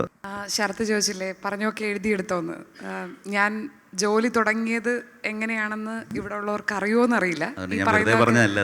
ഈ പറയുന്നതൊക്കെ കേട്ട് നികേഷ് സാറ് പറഞ്ഞത് കേട്ട് ഇന്ത്യ വിഷനിലാണ് ഞാൻ മാധ്യമപ്രവർത്തനം തുടങ്ങുന്നത്. കേട്ട് മനസ്സിൽ എഴുതി വെച്ച് അത് ഹൃദയത്തിൽ പകർത്തി തുടങ്ങിയതാണ്. അത് തന്നെയാണോ ഇപ്പോഴും മാധ്യമപ്രവർത്തനത്തിൻ്റെ അടിസ്ഥാന പാഠങ്ങൾ എന്ന് ഒരുപക്ഷെ സാറിനോട് തന്നെ ഒന്നുകൂടി ചോദിക്കാൻ എനിക്ക് കിട്ടുന്നൊരു അവസരമായിട്ട് കൂടിയാണ് ഞാനതിനെ കാണുന്നത്. ഇപ്പോൾ നമ്മുടെ സ്വാഗത പ്രസംഗത്തിൽ, സമ്മേളനത്തിലെ സ്വാഗത പ്രസംഗത്തിൽ നേരത്തെ സംസാരിച്ചപ്പോൾ പറഞ്ഞല്ലോ, ഒരു മരണ വാർത്ത, ഒരാൾ മരിച്ചു എന്നൊരു വാർത്ത മാധ്യമങ്ങളിൽ വന്നാൽ പോലും അത് വിശ്വസിക്കാൻ കഴിയാത്ത ഒരു കാലം. അത് സത്യം പറഞ്ഞാൽ മാധ്യമപ്രവർത്തനം, ഏത് തലത്തിലുള്ള മാധ്യമപ്രവർത്തനമാണെങ്കിലും അതിനേക്കാൾ വലിയൊരു വിമർശനം, അതിനേക്കാൾ വലിയൊരു ചോദ്യം നമുക്ക് നേരിടാനില്ല എന്നാണ് ഞാൻ വിചാരിക്കുന്നത്. ഒരു സന്ദർഭം ഞാൻ ഓർക്കുകയാണ്, ഇന്ത്യ വിഷനിലുള്ളപ്പോഴാണ്, സാറ് മറന്നിട്ടുണ്ടാവില്ല. അന്ന് മുൻ രാഷ്ട്രപതിയായിരുന്ന KR നാരായണൻ അന്തരിച്ചു എന്നൊരു വാർത്ത ഇന്ത്യ വിഷന് കിട്ടുന്നു. ഇന്ത്യ വിഷൻ ആ വാർത്ത ബ്രേക്ക് ചെയ്യുന്നു. ബ്രേക്ക് ചെയ്ത് കഴിഞ്ഞാൽ അന്നും ഇന്നും നമ്മൾ ആദ്യം ചെയ്യുന്നത് എല്ലാ പ്രധാനപ്പെട്ട രാഷ്ട്രീയ നേതാക്കളുടെയും മന്ത്രിമാരുടെയൊക്കെ റിയാക്ഷൻ എടുക്കും, അവരുടെ ഓർമ്മകൾ എടുക്കും, എന്താണ് എന്ന് പറയാം. അപ്പം ഞാനന്ന് തിരുവനന്തപുരം ബ്യൂറോയിൽ റിപ്പോർട്ടിങ്ങിലാണ്. എന്നോട്, ഞാൻ പേര് പറയുന്നില്ല, അന്നത്തെ വളരെ പ്രധാനപ്പെട്ട, ഇന്നും വളരെ സജീവമായി നിൽക്കുന്ന ഒരു രാഷ്ട്രീയ നേതാവിൻ്റെ പ്രതികരണം എടുക്കാൻ പറയുന്നു. ഞാൻ ചെന്നു മൈക്ക് മാത്രം വെച്ചാൽ മതി, ചോദ്യം ചോദിക്കേണ്ട. KR നാരായണനെ കുറിച്ചുള്ള അവരുടെ സുദീർഘമായ ഓർമ്മകളും, അദ്ദേഹം ഇപ്പോൾ ഏറെക്കാലം രോഗബാധിതനായിട്ടാണ് മരിക്കുന്നത്, പക്ഷേ ഇപ്പോൾ അദ്ദേഹം വിടവാങ്ങുന്നതിലുള്ള അഗാധമായ നഷ്ടത്തെക്കുറിച്ചും അദ്ദേഹം ഒരു 10-15 മിനിറ്റ് നിർത്താതെ സംസാരിക്കുന്നു. അപ്പോഴേക്ക് ഡെസ്കിൽ നിന്ന് വീണ്ടും കോൾ വരുന്നു. മരിച്ചിട്ടില്ല എന്നാണ് മിലിറ്ററി ഹോസ്പിറ്റലിൽ നിന്ന് പറയുന്നത്, നമുക്ക് ആ വാർത്ത പിൻവലിക്കേണ്ടി വരും എന്ന് പറയുന്നു. അങ്ങനെ ഞാൻ ധൃതിപ്പെട്ട് ഓഫീസിലേക്ക് തിരിച്ചു വരുന്നു. ഉടനെ ഈ നേതാവ് വിളിച്ചുകൊണ്ടേയിരിക്കുകയാണ്, നിങ്ങളത് കൊടുത്തിട്ടില്ലല്ലോ, ലൈവ് അല്ലല്ലോ, കൊടുത്തിട്ടില്ലല്ലോ. കാരണം അദ്ദേഹം അനുസ്മരിച്ചു പോയി, തൊണ്ടയിടറി കണ്ണ് നിറഞ്ഞൊക്കെയാണ് സംസാരിച്ചത്. അപ്പോഴാണ് KR നാരായണൻ മരിച്ചിട്ടില്ല എന്ന വാർത്ത വീണ്ടും വരുന്നത്. പക്ഷേ സത്യത്തിൽ KR നാരായണൻ മരിച്ചിരുന്നു. മിലിറ്ററി പ്രോട്ടോകോൾ പ്രകാരം മിലിറ്ററി അറിയിക്കാതെ അല്ലെങ്കിൽ ഔദ്യോഗികമായൊരു വാർത്താക്കുറിപ്പ് ഇറക്കാതെ അത് പ്രസിദ്ധീകരിക്കാൻ പാടില്ല എന്നുള്ളതായിരുന്നു വ്യത്യാസം. അതുകൊണ്ട് ആ പ്രോട്ടോകോൾ പാലിച്ചില്ല എന്നുള്ളതായിരുന്നു പ്രശ്നം. അന്ന് സത്യം പറഞ്ഞാൽ മാധ്യമങ്ങൾക്ക് തെറ്റിയോ? ഇല്ല, മാധ്യമങ്ങൾക്ക് ആ വാർത്ത കിട്ടി, ആ വാർത്ത ശരിയായിരുന്നു. പക്ഷേ ആ വാർത്ത തെറ്റാണ് എന്ന് പറഞ്ഞ് അന്ന് എക്സിക്യൂട്ടീവ് എഡിറ്ററായിരുന്ന MV നികേഷ് കുമാർ സ്ക്രീനിൽ വന്ന് അദ്ദേഹം അതിനെക്കുറിച്ച് സംസാരിച്ചു. അദ്ദേഹം പറഞ്ഞു, എന്തുകൊണ്ടാണ് ഞങ്ങൾക്ക് ഈ വാർത്ത പിൻവലിക്കേണ്ടി വരുന്നത്, ഞങ്ങളത് കൊടുക്കുന്നില്ല എന്ന് പറയുന്നു. അതിനുശേഷം നേരത്തെ ഫോണിലൊക്കെ പ്രതികരിച്ച ആളുകളൊക്കെ വളരെ സങ്കടത്തോടെ അയ്യോ ഞാൻ പ്രതികരിച്ചു പോയല്ലോ ഇനി എന്ത് ചെയ്യും എന്നുള്ള അവരുടെ വിഷമം നമ്മൾ കാണുന്ന, എന്നാൽ ആർക്കും സോഷ്യൽ മീഡിയ ഇല്ലാതിരുന്നതുകൊണ്ട് അതെ അതുകൊണ്ട് മാത്രം രക്ഷപ്പെട്ടതാണ്. പക്ഷെ അന്ന് ഞാൻ വിചാരിക്കുന്നതിൽ ആരുടെ ഭാഗത്തും തെറ്റുപറ്റിയിട്ടുണ്ടായിരുന്നില്ല. പക്ഷേ അദ്ദേഹം സ്വാഗത പ്രസംഗത്തിൽ പറഞ്ഞപ്പോൾ ഒരു വാക്ക് ഉപയോഗിച്ചു. ഒരു മരണവാർത്ത മാധ്യമങ്ങളിൽ കണ്ടാൽ അത് ഷെയർ ചെയ്യാൻ പറ്റാത്ത, അവിടെ അതിൻ്റെ ഉത്തരവുണ്ട്. കാരണം അത് ഷെയർ ചെയ്യാനാണ് നിങ്ങൾ നോക്കുന്നത്. ഒരു വാർത്ത നിങ്ങൾ അറിഞ്ഞു, മരണവാർത്തയാണ്, അത് ഉടനെ നിങ്ങൾക്ക് ഷെയർ ചെയ്യണം. അത് ഷെയർ ചെയ്യാൻ വേണ്ടിയാണ് നിങ്ങൾ നോക്കുന്നത്. ആ അടിസ്ഥാന കൗതുകത്തിലാണ് മാധ്യമങ്ങളും പ്രവർത്തിക്കുന്നത്. ഒരു കാര്യം അറിഞ്ഞു, ആ കാര്യം എത്രയും വേഗം മറ്റുള്ളവരെ അറിയിക്കുക. ആ കൗതുകത്തിൽ നിന്നാണ് മാധ്യമപ്രവർത്തനത്തിൻ്റെ അടിസ്ഥാന പാഠം നിൽക്കുന്നത്. അവിടെ നിന്നാണ് പിന്നീട് രാഷ്ട്രീയം, അതിലെ ചുമതലകൾ, പ്രതിബദ്ധത, സാമൂഹ്യ നിലപാടുകൾ അതൊക്കെ കടന്നു വരുന്നത് ആ കൗതുകത്തിൽ നിന്ന് പുറത്തേക്ക് നമ്മളതിനെ കെട്ടി ഉയർത്തുമ്പോഴാണ്. നേരത്തെ MT യുടെ കാര്യവും ശരത്ത് പറഞ്ഞു. അടുത്തിടെ നികേഷ് സാറ് തന്നെ MT മരിച്ചപ്പോൾ അദ്ദേഹത്തെക്കുറിച്ച് ഇന്ത്യ വിഷൻ്റെ മേധാവി എന്ന നിലയിൽ, ഇന്ത്യ വിഷൻ്റെ സാരഥി എന്ന നിലയിലുള്ള MTയെക്കുറിച്ചുള്ള ഓർമ്മക്കുറിപ്പ് എഴുതിയപ്പോഴാണ് സത്യത്തിൽ ഞാനും ഓർക്കുന്നത്. മാതൃഭൂമി ആഴ്ച പതിവിൽ അപ്പോഴാണ് ഞാനും അത് ഓർക്കുന്നത്. കാരണം എൻ്റെ കരിയറിൽ എനിക്ക് പറയാവുന്ന ഏറ്റവും അഭിമാനകരമായൊരു കാര്യം, ഞാൻ ഒരിക്കലും പറഞ്ഞിട്ടില്ലാത്തതും എന്നാൽ ആ കുറിപ്പിലൂടെ മാത്രം ഓർമ്മിച്ചതായൊരു കാര്യം, സാറ് പറഞ്ഞ പോലെ സംഭവബഹുലമായൊരു ഉണ്ടായിരുന്നില്ല മാധ്യമപ്രവർത്തനത്തിൽ വരുന്നതിന് മുമ്പ്. വളരെ സാധാരണമായൊരു കർഷക കുടുംബത്തിൽ നാട്ടിൻപുറത്ത് ഒരു ഡ്രൈവറുടെ മകളായി ജനിച്ച KSUSFI തമ്മിലുള്ള വ്യത്യാസം എന്താണെന്ന് അറിയാതെ പലതവണ നികേഷ് സാറിൻ്റെ അടുത്ത് തന്നെ നന്നായി ചീത്ത കേട്ടിട്ടുള്ള ഒരാളാണ് ഞാൻ. പഠിച്ചാണ്, പിന്നീടാണ് മാധ്യമപ്രവർത്തനത്തിൽ വന്നിട്ടാണ് രാഷ്ട്രീയം പഠിക്കുന്നത്. അപ്പോൾ ആദ്യത്തെ ഇൻ്റർവ്യൂ, ഇന്ത്യ വിഷൻ്റെ ഇൻ്റർവ്യൂ, ഞങ്ങൾ ട്രെയിനിയായിട്ട് ഇൻ്റർവ്യൂ ബോർഡിലേക്ക് ചെല്ലുന്നു. എനിക്ക് MV നികേഷ് കുമാറിനെ അറിയില്ല. അദ്ദേഹം കോറിഡോറിലൂടെ പോകുമ്പോൾ എല്ലാവരും ഒരു ശബ്ദം ഉണ്ടാക്കുന്നുണ്ട്. സിനിമാ താരങ്ങളെ കാണുമ്പോൾ ഉള്ളതുപോലെ എനിക്ക് ആ എക്സൈറ്റ്മെൻറ്റ് ഷെയർ ചെയ്യാൻ പറ്റുന്നില്ല. കാരണം ഞാൻ അദ്ദേഹത്തെ കണ്ടിട്ടില്ല. കാരണം അതിനു മുമ്പ് ഞാൻ വാർത്താ ചാനലുകൾ കണ്ടിട്ടില്ല. അപ്പോൾ ആ ഇൻ്റർവ്യൂ ബോർഡിലേക്ക് കയറുമ്പോൾ എൻ്റെ ശ്വാസം നിലച്ചു പോയത് അവിടെ ഇരിക്കുന്ന ആരെ എനിക്കറിയില്ല. അത് നമുക്കൊരു കോൺഫിഡൻസ് ആണ്. ഒരു ജോലിയുടെ ഇൻ്റർവ്യൂവിന് വേണ്ടി ചെല്ലുമ്പോൾ ആരെ അറിയാത്തതിൻ്റെ ധൈര്യമുണ്ട്. പക്ഷേ MT വാസുദേവൻ നായർ ഉണ്ടായിരുന്നു ആ കൂട്ടത്തിൽ. ഏതാണ്ട് ശ്വാസം നിലച്ച് ശബ്ദം നിലച്ച പോലെയാണ് ഞാൻ ചെന്ന് ആ ഇൻ്റർവ്യൂ ബോർഡിന് മുന്നിലിരിക്കുന്നത്. MT ആണ് ഞങ്ങളെ ഇൻ്റർവ്യൂ ചെയ്തത്. അപ്പോൾ MT ഇൻ്റർവ്യൂ ചെയ്താൽ എന്താണ് വ്യത്യാസം? MT ഇൻ്റർവ്യൂ ചെയ്തതുകൊണ്ട് ഈ കരിയറിൽ, ഞാനിപ്പോൾ 23 വർഷം തികയുന്നതേ ഉള്ളൂ, ആ കരിയറും ഒരുപാട് സംഭവബഹുലമായിരുന്നു എന്നൊന്നും അവകാശപ്പെടില്ല. പക്ഷേ എന്താണ് MT ഇൻ്റർവ്യൂ ചെയ്ത ഒരു ജേർണലിസ്റ്റായി തുടക്കം കുറിക്കാൻ അവസരം ലഭിച്ച ഒരാളെന്ന നിലയിൽ എന്താണ് ചെയ്തതെന്ന് ചോദിച്ചാൽ, ഏത് ജേർണലിസ്റ്റും ചെയ്യേണ്ട ഒരു കാര്യം ഇന്നും വിട്ടുവീഴ്ചയില്ലാതെ ചെയ്യുന്നു എന്നുള്ളത് മാത്രമേ ഉള്ളൂ ഉത്തരം. ഞാൻ ഒരിക്കലും ഈ ജോലിയോട്, ഈ ദൗത്യത്തിനോട്, ജേർണലിസം എന്ന് പറയുന്നൊരു വെറും ജോലിയാണെന്ന് ഞാൻ വിചാരിക്കുന്നില്ല. ഈ ദൗത്യത്തിനോട് ഒരിക്കലും ഞാൻ ചതി കാണിച്ചിട്ടില്ല, ഇനിയും കാണിക്കില്ല. അത് മാത്രമേ ഉള്ളൂ. അത് എങ്ങനെയാണെന്ന് വെച്ചാൽ, ഓർക്കേണ്ടിടത്ത് ഓർക്കാനും ഓർമ്മപ്പെടുത്താനും കഴിയുന്ന തരത്തിൽ ആ ബാധ്യതയെ, ആ ഉത്തരവാദിത്വത്തിനെ അങ്ങനെ തന്നെ കണ്ട് മുന്നോട്ട് കൊണ്ടുപോകുന്നു. അതിന് സാധിക്കില്ല എന്നറിയുന്നൊരു നിമിഷത്തിൽ അത് നിർത്തും എന്നത് മാത്രമേ എനിക്ക് അതിനെക്കുറിച്ച് പറയാനുള്ളൂ. വലിയ വാക്കുകൾ അതിനപ്പുറത്തേക്കില്ല.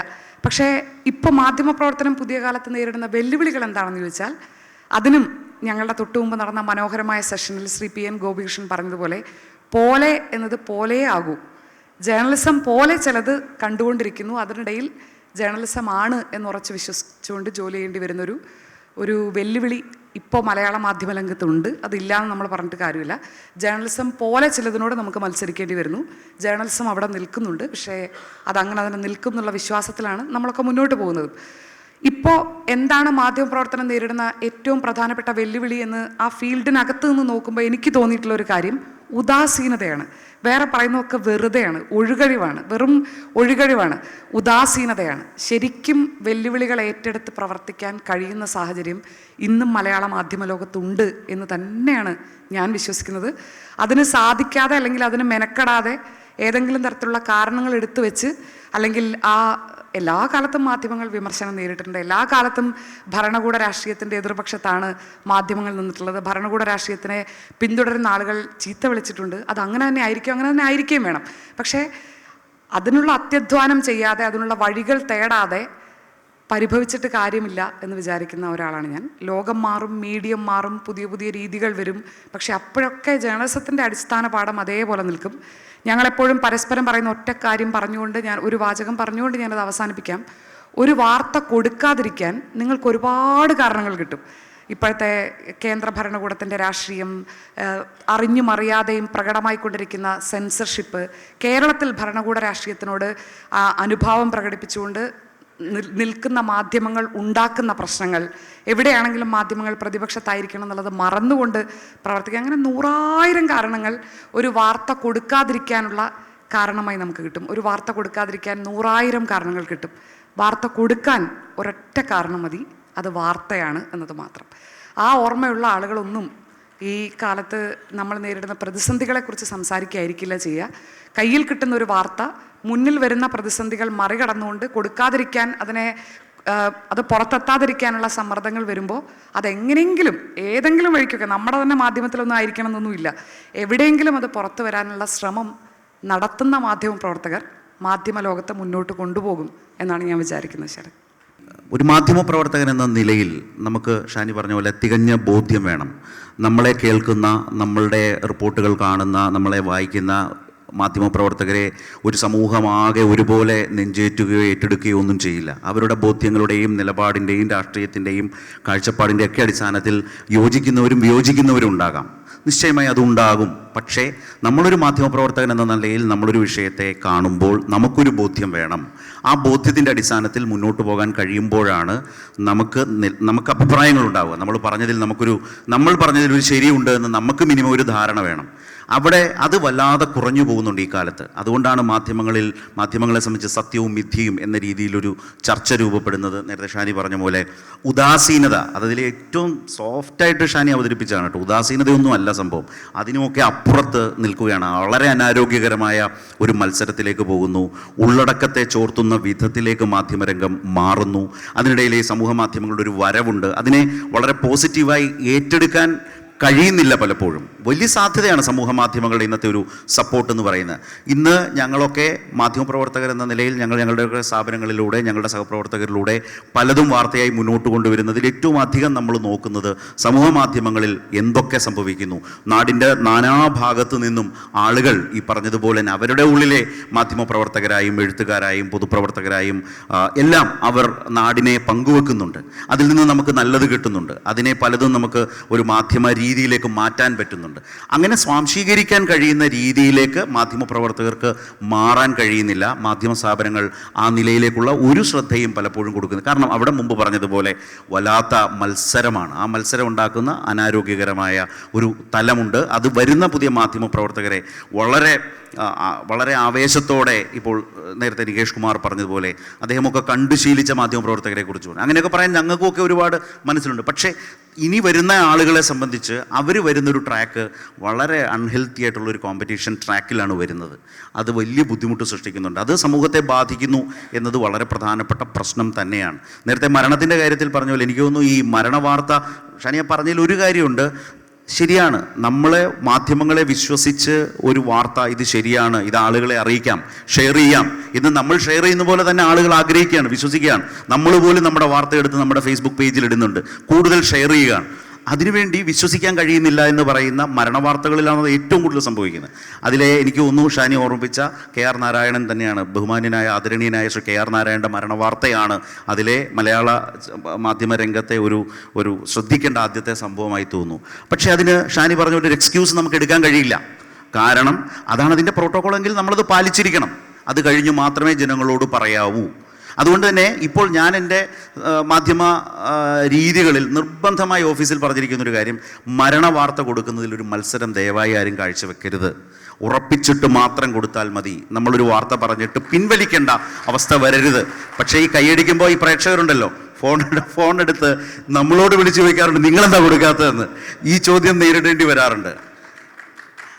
അത് ഇപ്പോൾ ഉദാഹരണത്തിന് ഞാൻ സമീപകാലത്തെ ശ്രീ കോടിയേരിയുടെ മരണം എല്ലാവരും വലിയ വേദനയോടെ കാണുന്നു, മാധ്യമങ്ങൾ റിപ്പോർട്ട് ചെയ്യുന്നു. അപ്പോൾ ഒരു പൊസിഷൻ പറയണം, മനസ്സിലാവുമല്ലോ. കൊടുക്കാമോ എന്നിങ്ങനെ ചോദിക്കുമ്പോൾ ആ ചോദ്യങ്ങളുടെ മുമ്പിൽ ഇങ്ങനെ നിൽക്കുകയാണ്. കൊടുക്കാം എന്ന് പറയാൻ ഞാനിങ്ങനെ ബാധ്യസ്ഥനായി നിൽക്കുകയാണ്. അപ്പം ഞാൻ ആലോചിക്കുന്നത്, എൻ്റെ മുമ്പിൽ ഇങ്ങനെ പല ചാനലുകളിലും തെളിയുന്നുണ്ട്. പക്ഷെ ഞാൻ പറയുന്നത് എനിക്കൊരു ബോധ്യം കൂടി വരണം. കാരണം ആളുകൾ ഇഷ്ടപ്പെടുന്നൊരു വലിയ നേതാവാണ് അദ്ദേഹം. രോഗശയ്യയിലാണ്, അതീവ ഗുരുതരാവസ്ഥയിലാണ്, ശരിയാണ്. പക്ഷേ കൊടുക്കുന്നൊരു വാർത്ത, ഞാനൊരു പേര് പറഞ്ഞു എന്നേ ഉള്ളൂ, പക്ഷേ ഈ പ്രഷറും വരികയാണ് ഫോണിൽ. അദ്ദേഹത്തെ ഇഷ്ടപ്പെടുന്ന ആളുകളടക്കം ചോദിക്കുകയാണ്, ഇവിടെ കാണുന്നില്ലല്ലോ എന്ന് ചോദിക്കുകയാണ്. അല്ലെങ്കിൽ ഒന്ന് സ്ഥിരീകരിക്കാൻ, മുമ്പ് പറഞ്ഞതുപോലെ സ്ഥിരീകരിക്കാൻ വേണ്ടിയുള്ള വ്യഗ്രത കൂടി, അല്ലെങ്കിൽ അറിയാൻ ആ സ്ഥിരീകരണത്തിന് വേണ്ടിയാവാം. പക്ഷേ സെക്കൻഡ്സ് എങ്കിൽ സെക്കൻഡ്സ് ഒന്നുകൂടി ഉറപ്പിച്ചിട്ടേ കൊടുക്കൂ എന്ന് തീരുമാനിച്ചു. അത് പലപ്പോഴും ഇപ്പോൾ പറ്റുന്നുണ്ട് കേട്ടോ, കുറേയൊക്കെ സാധ്യമാവുന്നുണ്ട്. അതുകൊണ്ട് തന്നെ നമ്മുടെ ടീം അങ്ങനെ ഒരു ശ്രദ്ധിക്കാൻ ശ്രമിക്കാറുണ്ട്. ഈ സമീപകാലത്തൊന്നും അങ്ങനെ ഒരു ബുദ്ധിമുട്ട് വേറെ ഉണ്ടായിട്ടില്ല. പക്ഷേ അത് ഒരു പ്രധാനപ്പെട്ട വിമർശനം തന്നെയാണ്. അത് കുറേ കൂടി എല്ലാവരും ഏറ്റെടുക്കേണ്ടത് തന്നെയാണ്. കേരളത്തിലെ ദൃശ്യമാധ്യമങ്ങൾ ഏറ്റവും അധികം ചർച്ച ചെയ്യുന്ന ദൃശ്യമാധ്യമങ്ങളെ തന്നെയാണല്ലോ. ദൃശ്യമാധ്യമങ്ങൾ യഥാർത്ഥത്തിൽ കേരളത്തിൽ ഇപ്പോൾ ദേശീയ തലത്തിലെ മാധ്യമങ്ങളുടെ ഒരു പൊതു സ്വഭാവത്തെക്കുറിച്ച് നമ്മൾ പറയേണ്ടതില്ല. ഏത് രൂപത്തിലതും മാറപ്പെട്ടിരിക്കുന്നു എന്നുള്ളത് വളരെ കൃത്യമായി മനസ്സിലായി. വളരെ ഒരു മൈനോറിറ്റി മാത്രമാണ് വിമർശന സ്വഭാവത്തോടെ രാജ്യഭരണത്തിൻ്റെ ഓരോ രീതികളെയും വിമർശനപരമായി സമീപിക്കുന്ന ഒരു ദേശീയ മാധ്യമ രംഗം എന്ന് പറഞ്ഞത് ഇന്ന് അപൂർവമായൊരു വസ്തുവാണ്, യാതൊരു സംശയമില്ല. അപ്പോഴും നമ്മൾ പറയും നമ്മുടെ നാട്ടിലെ മാധ്യമങ്ങൾ ഇങ്ങനെ അതിന് ബദലായി നിൽക്കുന്നില്ലേ എന്ന് ചിന്തിക്കുന്നവരോ കരുതുന്നവരോ ഉണ്ടാകാം. പക്ഷേ അവിടെയും വിള്ളൽ വീണ് കഴിഞ്ഞിരിക്കുന്നു എന്നുള്ളതാണ് എൻ്റെ സമീപകാലത്തെ എൻ്റെ ഒരു നിരീക്ഷണം. കേരളത്തിലെ മാധ്യമ രംഗത്തും അതിൻ്റേതായിട്ടുള്ള തരം ലക്ഷണങ്ങളും ചായ്വുകളും അപകടകരമായ പ്രവണതകളും വന്നു തുടങ്ങിയിരിക്കുന്നു. നിശ്ചയമായും കേരളം എന്ന ഒരു പ്രദേശത്തിന് അതിനെയൊക്കെ പ്രതിരോധിക്കാനുള്ള ശേഷിയുള്ളതാണ്. പക്ഷേ പ്രശ്നം എന്താണെന്ന് വെച്ചാൽ കേരളത്തിലെ മാധ്യമങ്ങളുടെ മാനേജ്മെൻറ്റിലേക്ക് മുമ്പ് ഇവിടെ സംസാരിച്ചപ്പോൾ കോർപ്പറേറ്റ് മാനേജ്മെൻറ്റുകളുടെ വരവ് അതൊരു യാഥാർത്ഥ്യമാണ്. അത് നടന്നുകൊണ്ടിരിക്കുന്നുണ്ട്. അത്തരം വലിയ ഒരു ക്യാപിറ്റൽ ഫ്ലോ നടക്കുന്നുണ്ട് ഒരു ഭാഗത്ത്. അത് മാറ്റിവെക്കാം, അത് സംഭവിക്കും. പക്ഷേ അപകടകരമായ പ്രശ്നം എന്താണെന്ന് വെച്ചാൽ കേരളത്തിൻ്റെ മാധ്യമ മാനേജ്മെൻറ്റിലേക്ക് തീവ്ര വർഗീയ നിലപാടുകളുടെ കടന്നുവരവ് സംഭവിച്ചു എന്നുള്ളതാണ് ഏറ്റവും അപകടകരമായ നില. അത് ഭൂരിപക്ഷ വർഗീയതയെയും ന്യൂനപക്ഷ വർഗീയതയെയും ഒരുപോലെ പരസ്യമായും രഹസ്യമായും അല്ലെങ്കിൽ ഒളിച്ചു കടത്താനും പച്ചയ്ക്ക് പറയാനും ഒന്നും മടിയില്ലാത്ത വിധമുള്ള മാധ്യമ മാനേജ്മെൻറ്റുകൾ നമ്മൾ ഏറ്റവും അധികം എന്താ പറയുന്നത് വളരെ വളരെ പ്രോഗ്രസീവാണെന്ന് വിചാരിക്കുന്ന കേരളത്തിൻ്റെ മലയാളത്തിൻ്റെ മണ്ണിലേക്ക് അത്തരം മാധ്യമ മാനേജ്മെൻറ്റുകൾ വന്നു കഴിഞ്ഞു. അവർ കാലുറപ്പിച്ചു കഴിഞ്ഞു. അവർക്ക് വളരെ സ്വാഭാവികമായി ഇതിനെക്കുറിച്ചൊക്കെ വർഗീയതയെക്കുറിച്ച് അവരുടേതായിട്ടുള്ള ടേംസ് ഓഫ് റെഫറൻസ് ടേംസിൽ നിന്ന് അവരുടെ താല്പര്യങ്ങളിൽ നിന്ന് പറയാൻ കഴിയുന്ന ഒരു ഇടമായി മാറിക്കഴിഞ്ഞു. നിങ്ങൾ നോക്കൂ, ഇപ്പോൾ പന്തളത്ത് കഴിഞ്ഞ ദിവസം നടന്ന ആ പരിപാടി, സംഘ് പരിവാർ പരിപാടിയിൽ ഒരു വ്യക്തി എത്ര തീവ്രമായിട്ടാണ് വർഗീയത പറഞ്ഞത്. വാവരെ വാപുരനാക്കി, അയ്യപ്പനെയും വാവരെയും ചേർത്ത് വെച്ച നമ്മുടെ വിശ്വാസത്തിൻ്റെയോ അല്ലെങ്കിൽ ധാരണകളുടെയോ പുരാണത്തിൻ്റെയോ ഒക്കെ ഒരു തലത്തിൽ നിന്ന് വാപുരൻ എന്ന് പറയുന്ന ഒരു തലത്തിലേക്കുള്ളൊരു മാറ്റം സംഭവിച്ചു. അത് വളരെ സ്വാഭാവികമായി കേരളത്തിലെ മാധ്യമങ്ങൾ റിപ്പോർട്ട് ചെയ്തില്ലേ?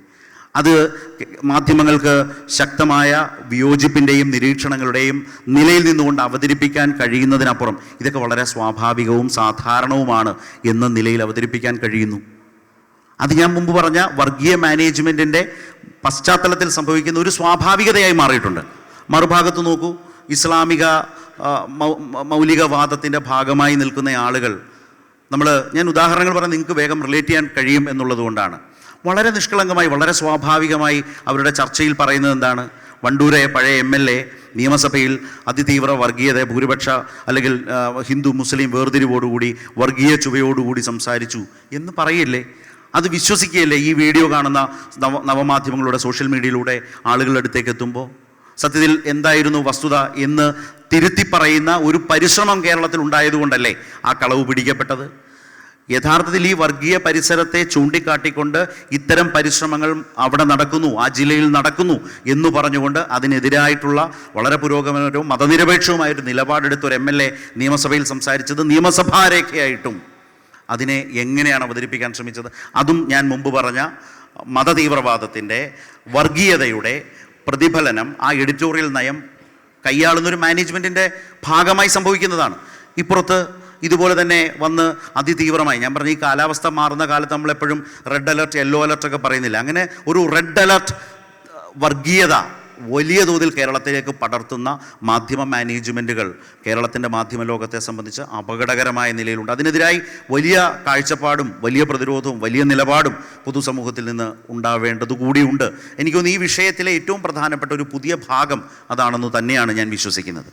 ഹോളിൻ്റെ ഡിസൈനെ കുറിച്ച് പറഞ്ഞില്ലേ, അത് പറയാനിടയായിട്ടുള്ള കാരണം എന്താണെന്ന് വിശദീകരിക്കാൻ ഞാൻ വിട്ടുപോയി എന്ന് തോന്നുന്നു.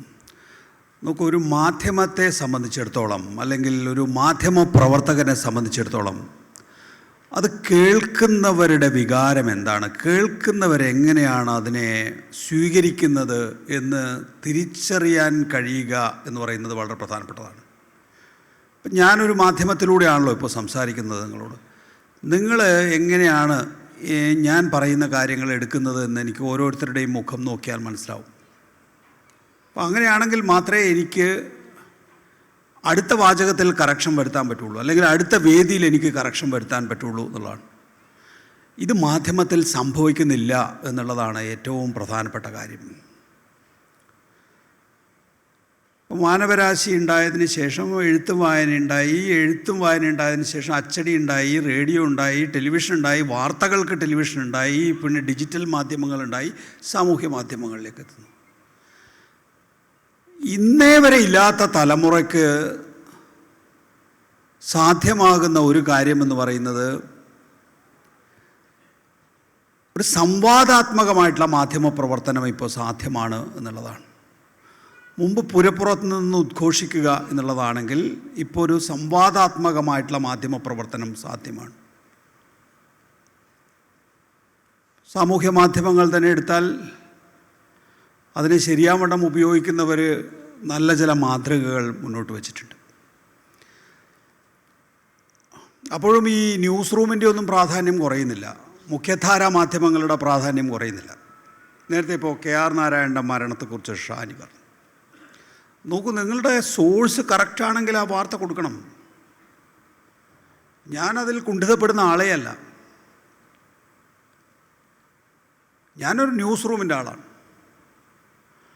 അവിടെ നിങ്ങൾ ചാട്ടവാറടിക്കണം. പ്രത്യേകിച്ച് ടെലിവിഷൻ്റെ ഓരോ നിമിഷവും വളരെ പ്രധാനപ്പെട്ടതാണ്. നമ്മൾ ചിലപ്പോൾ ഓർത്തു വെക്കുന്നതൊരു KR നാരായണനാണെങ്കിൽ ആ ചാട്ടവാറടിയിൽ നിങ്ങൾക്ക് എത്രയോ വാർത്തകൾ ആദ്യം പ്രേക്ഷകരിലേക്ക് എത്തിക്കാൻ കഴിഞ്ഞിട്ടുണ്ടാവും എന്നുള്ളതാണ്. അതൊരു മത്സരമൊന്നുമല്ല, ഒരു കോമ്പറ്റീഷനോ ഗപ്പോ വേണ്ടിയിട്ടൊന്നുമല്ല. അത് ആണ് നിങ്ങൾ ചെയ്യുന്ന പണി എന്ന് പറയുന്നത്. ഒരു നിമിഷം നേരത്തെയെങ്കിലും ഒരു നിമിഷം നേരത്തെ വാർത്തകൾ അറിയിക്കുക എന്നുള്ളതാണ്. ജീവിച്ചതായാലും മരിച്ചതായാലും വാർത്തകൾ കൊടുക്കുന്നതിൽ ഒരു കോംപ്രമൈസ് ഉണ്ടാകാൻ പാടില്ല. അടിക്കുമ്പോൾ മസ്തകത്തിലടിക്കണം. മസ്തകത്തിലേ അടിക്കാവോ, വാല് പിടിച്ച് തൂങ്ങിയുണ്ടല്ലോ നിങ്ങളെ ചാവിട്ടി അരച്ച് കളയും. ഇപ്പം നമ്മളിപ്പോൾ നേരത്തെ ഷാനിയുടെ വിശകലനത്തിൻ്റെ ഒരു ഘട്ടത്തിൽ പറഞ്ഞല്ലോ, മാധ്യമപ്രവർത്തനം പോലെ എന്തോ ആണ് ഇപ്പോൾ ചെയ്തുകൊണ്ടിരിക്കുന്നത്. ഒരു പ്രാക്ടീസിങ് മാധ്യമ പ്രവർത്തകയാണ് ഷാനി പ്രഭ. എന്തേ അങ്ങനെ തോന്നാൻ കാരണം? ഇപ്പം ഈ മരിക്കാതെ മരിച്ചു എന്ന് കൊടുക്കും, സ്വാഭാവികമായി അതിനകത്ത് വൈകാരികത ഉണ്ടാവും. സൗണ്ട് ബൈറ്റില്ല, അതുകൊണ്ട് ഈ വാർത്ത കൊടുക്കണോ എന്ന് ചോദിച്ചു വരുന്നവരോട് സ്റ്റിങ് ഓപ്പറേഷൻ ചെയ്തിട്ട് വാടാ എന്ന് പറയാൻ കഴിയണം ന്യൂസ് റൂമിലിരിക്കുന്ന ആൾക്ക്. ഷാനി പറഞ്ഞ പോലെ തന്നെ അന്വേഷണാത്മക മാധ്യമ പ്രവർത്തനം എവിടെ പോയി? 90കളുടെ അവസാനത്തിൽ ടെഹൽക്ക തുടങ്ങിവെച്ച, ഇന്ത്യയിൽ ടെഹൽക്ക തുടങ്ങിവെച്ച ഒരു മാധ്യമ പ്രവർത്തന രീതിയുണ്ട്. നിങ്ങളുടെ ലക്ഷ്യം ശരിയായാൽ മാത്രം മതി, മാർഗം പ്രശ്നമല്ല. എന്ന് വെച്ചാൽ എന്താ, അവൻ്റെ കിടക്കപ്പായിൽ കൊണ്ടിട്ടാണ് നിങ്ങൾ ക്യാമറ വെക്കുന്നത്, പാടുണ്ടോ? പക്ഷേ കിടക്കപ്പായിൽ കൊണ്ടുവച്ചപ്പോൾ തെളിഞ്ഞതെന്താണ്? ഇന്ത്യയിൽ അന്നേ വരെ പ്രതിരോധ രംഗത്ത് നമ്മളെല്ലാം അത് അതിനകത്തുള്ളതാണ് എന്ന് പറയുന്ന മാമൂലിനെയാണ് പുറത്തു കൊണ്ടുവന്ന് ആക്ഷേപിച്ച് അതിലൊരു മാറ്റം വരുത്തി എന്നുള്ള തോന്നലുണ്ടാക്കിയിട്ടുള്ളത്. ആ ഒരൊറ്റ സ്റ്റിങ് ഓപ്പറേഷൻ ഇപ്പോഴും നടക്കുന്നുണ്ടാവും, പക്ഷേ അങ്ങനെ നടത്താൻ ചില ബുദ്ധിമുട്ടുകളുണ്ട് എന്നുള്ളത് ആ സ്റ്റിങ് ഓപ്പറേഷനിലൂടെ കണ്ടു എന്നുള്ളതാണ്. അപ്പോൾ അന്വേഷണാത്മക മാധ്യമ പ്രവർത്തനം അവസാനിച്ചു, അല്ലെങ്കിൽ അവസാനിക്കേണ്ട സാഹചര്യം ഇന്ത്യയിലുണ്ടായി. പൊളിറ്റിക്കലായിട്ടുള്ള കാരണമാണ് അതിന്. അത് ഞാൻ നേരത്തെ പറഞ്ഞ ക്ലീശേ വാക്കുകളാണ്. 91 മുതൽ നവോദാരവൽക്കരണം വന്നപ്പോൾ കോർപ്പറേറ്റ് കോൺഗ്ലമറേറ്റിൻ്റെ കീഴിലേക്ക് മാധ്യമങ്ങൾ വരുന്നു. അപ്പോൾ സ്വാഭാവികമായിട്ടും പ്രൊഫഷണലിസം ഉയർന്നു എങ്കിൽ തന്നെയും മാധ്യമ പ്രവർത്തനത്തിൻ്റെ സ്റ്റാൻഡേർഡ് പതുക്കെ താഴെ വന്നു. 2014 നരേന്ദ്രമോദി നോക്കൂ, നരേന്ദ്രമോദി പെട്ടെന്നൊരു ദിവസം പ്രധാനമന്ത്രിയായ ആളല്ലല്ലോ. 3 തവണ ഗുജറാത്ത് മുഖ്യമന്ത്രി ആയ ആളാണ്. ഗുജറാത്ത് കലാപത്തിൻ്റെ കാരണക്കാരനാണ്. അങ്ങനെ ഒരാൾ, നേരത്തെ ഞാൻ അതാണ് പറയാൻ ശ്രമിച്ചത്, ദീർഘിപ്പിച്ചു പോകണ്ടെന്ന് വെച്ചിട്ടാണ് ഞാൻ ഇടയ്ക്ക് അതൊന്ന് ബൈപ്പാസ് ചെയ്ത് അടുത്ത വിഷയത്തിലേക്ക് പോയത്. നരേന്ദ്രമോദി നമുക്കൊക്കെ ആക്സസ് ചെയ്യാൻ കഴിയുന്ന ഒരാളായിരുന്നു 1998 ഞാൻ ഡൽഹിയിലേക്ക് പോകുമ്പോൾ. അതുകൊണ്ടാണ് ഞാൻ ടോം വടക്കനെ കുറിച്ച് പറഞ്ഞത്. AICC ആഫീസിലൊരു ടോം വടക്കൻ ഉള്ളതുപോലെയാണ് BJP ആഫീസിലൊരു നരേന്ദ്രമോദി ഉണ്ടായിരുന്നു. 2001 ഗുജറാത്ത് കലാപം കഴിഞ്ഞതിന് ശേഷം 2001 ഗുജറാത്ത് മുഖ്യമന്ത്രിയാവുന്നു. 2002 ഗുജറാത്ത് കലാപം കഴിഞ്ഞ് വേറൊരു ബ്രാൻഡിങ് നരേന്ദ്രമോദിക്ക് ഉണ്ടാവുകയാണ്. നിങ്ങൾ നരേന്ദ്രമോദിയുടെ, ഞാൻ പറയുന്ന വാക്കുകൾ കേൾക്കണ്ട, നരേന്ദ്രമോദിയുടെ ആ കാലഘട്ടത്തിലെ ടെലിവിഷൻ അഭിമുഖങ്ങൾ എടുത്തു നോക്കൂ. ഇപ്പോൾ യൂട്യൂബിലുണ്ടല്ലോ. കരൺ താപ്പറുമായിട്ടുള്ള ഇൻ്റർവ്യൂവിൽ എപ്പോഴും യൂട്യൂബിൽ അടിച്ചു നോക്കിയാൽ മതി, കീവേഡ് കരൺ താപ്പർ നരേന്ദ്രമോദി. കരൺ താപ്പർ ആദ്യത്തെ 1-2 ചോദ്യങ്ങൾ ചോദിക്കുന്നു. നരേന്ദ്രമോദി പറയുന്നു പാനി, കുറച്ച് വെള്ളം കുടിക്കണം എന്ന് പറയുന്നു. എന്ന് വെച്ചാൽ എന്താ, സാധാരണഗതിയിൽ ടെലിവിഷനിലൊരു രീതിയുണ്ട്, നമുക്കിടയിൽ നമ്മുടെ ഗസ്റ്റിനൊരു വെള്ളം കുടിക്കേണ്ടി വന്നു കഴിഞ്ഞ് കഴിഞ്ഞാൽ നമ്മൾ ക്യാമറ ഓഫ് ചെയ്യും, വെള്ളം കുടിക്കട്ടെ. അപ്പോൾ കരൺ താപ്പറിൻ്റെ ഇൻ്റർവ്യൂവിൽ പക്ഷേ നരേന്ദ്രമോദി വെള്ളം ചോദിക്കുന്നു. കരൺ താപ്പറിൻ്റെ ക്യാമറമാൻ ക്യാമറ റോൾ ചെയ്യുന്നത് നിർത്തുന്നില്ല. അപ്പോൾ വെള്ളം കിട്ടി കഴിഞ്ഞതിന് ശേഷം നരേന്ദ്രമോദി പറയാൻ, നിങ്ങൾ ഈ പരിപാടിയൊന്നും ഇവിടെ നടക്കില്ല കേട്ടോ, ഞാൻ നിർത്തിപ്പോവാണ്.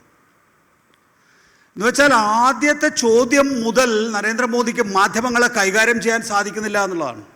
ഇപ്പോൾ കഴിഞ്ഞ ലോക്സഭാ തെരഞ്ഞെടുപ്പിൻ്റെ കാലഘട്ടത്തിൽ ഒരു ഡോക്യുമെൻ്ററി BBC തടഞ്ഞു വെച്ചല്ലോ, ഇന്ത്യയിൽ അവതരിപ്പിക്കാതെ തടഞ്ഞു വെച്ചല്ലോ.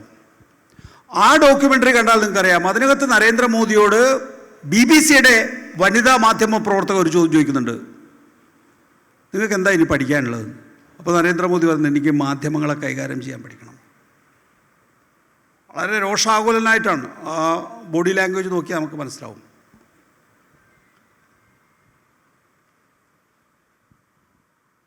കഴിഞ്ഞ ദിവസം തോമസ് ഐസക് പറയായിരുന്നു, മുഖ്യമന്ത്രിമാരുടെ സമ്മേളനത്തിൽ VS അച്യുതാനന്ദനാണ് മുഖ്യമന്ത്രി, നരേന്ദ്രമോദി ഗുജറാത്ത് മുഖ്യമന്ത്രി. അപ്പോൾ സ്വാഭാവികമായിട്ട് ഈ മുഖ്യമന്ത്രിമാരുടെ സമ്മേളനം തുടങ്ങുന്നതിന് മുമ്പ് അനൗപചാരികമായി അങ്ങോട്ടും ഇങ്ങോട്ടും ഷെയ്ക്ക് ഹാൻഡ് ഉണ്ടാവുമല്ലോ. നരേന്ദ്രമോദി ആ സൈഡിൽ അവിടെ നിൽക്കുന്നു, ബാക്കി എല്ലാവരും അനൗപചാരികമായി അങ്ങോട്ടും ഇങ്ങോട്ടും ഒക്കെ വർത്തമാനം പറയുന്നു. തോമസ് ഐസക് VSൻ്റെ കൂടെ ധനമന്ത്രി എന്നുള്ളതല്ല, ഒരാൾക്ക് കൂടെ പോയ ആളാണ്. തോമസ് ഐസക് ഒരു രസികനാണല്ലോ, ഒരു ഉല്ലാസപ്രിയനാണ്. തോമസ് ഐസക് മുന്നോട്ട് നീങ്ങാൻ തുനിഞ്ഞപ്പം VS കയ്യിലൊരു പിടിപിടിച്ചിട്ട് പറഞ്ഞു, അവൻ്റെ അടുത്തേക്കൊന്നും പോയേക്കരുത്. യൂറോപ്പ്, അമേരിക്ക വിസ കൊടുക്കുന്നില്ല ഒരു മുഖ്യമന്ത്രിക്ക്, ഇന്ത്യയിലെ ഒരു മുഖ്യമന്ത്രിക്ക്. അപ്പോൾ ആ നൂൽപാലത്തിലൂടെ വന്നയാളാണ് നരേന്ദ്രമോദി. 2002 ഗുജറാത്ത് കലാപത്തിൻ്റെ മൂർധന്യത്തിൽ, ഞാൻ ആ കലാപം റിപ്പോർട്ട് ചെയ്യാൻ പോയിട്ടുള്ള ആളാണ്. 2002 ഗുജറാത്തിൻ്റെ മൂർധന്യത്തിൽ തെരഞ്ഞെടുപ്പ് നടത്തിയതുകൊണ്ട് നരേന്ദ്രമോദി ധ്രുവീകരണം ഉണ്ടാക്കി ജയിച്ചു. 2007 സ്റ്റിംഗ് ഓപ്പറേഷനിലൂടെ എന്ന് വെച്ച് കഴിഞ്ഞാൽ അന്ന് ടെഹൽക്ക നടത്തിയിട്ടുള്ള സ്റ്റിംഗ് ഓപ്പറേഷനിലൂടെ വീണ്ടും ഒരു ധ്രുവീകരണം നടത്തി 2007 ജയിച്ചു. 2009 LK അദ്വാനി 2ാം വട്ടവും പ്രധാനമന്ത്രി സ്ഥാനത്തേക്ക് പരാജയപ്പെട്ടപ്പോൾ ആ 2009 മുതൽ ഒരു വട്ടം കൂടി ഞാൻ ഗുജറാത്തിൻ്റെ മുഖ്യമന്ത്രി ആവുകയാണ് എങ്കിൽ എന്ന് വെച്ചാൽ 2012 ഗുജറാത്തിൻ്റെ മുഖ്യമന്ത്രിയായി വീണ്ടും വന്നപ്പോൾ എൻ്റെ സ്പേസായി, എനിക്ക് സമയമായി. അന്ന് 75 വയസ്സ് എന്ന് പറഞ്ഞ് മാർഗനിർദ്ദേശ മണ്ഡലിലേക്ക് അയച്ച 2 ആളുകളുടെ പേര്, ഒന്ന് LK അദ്വാനി എന്നും 2 മുരളി മനോഹർ ജോഷി എന്നുമാണ്. വേറെ ആളുകളുണ്ട്. അപ്പോൾ ഈ നൂൽപാലത്തിലൂടെ വെട്ടി ഒതുക്കി തനിക്ക് പറ്റുന്ന രീതിയിലുള്ള ഒരു ആവാസ വ്യവസ്ഥ സൃഷ്ടിച്ചു.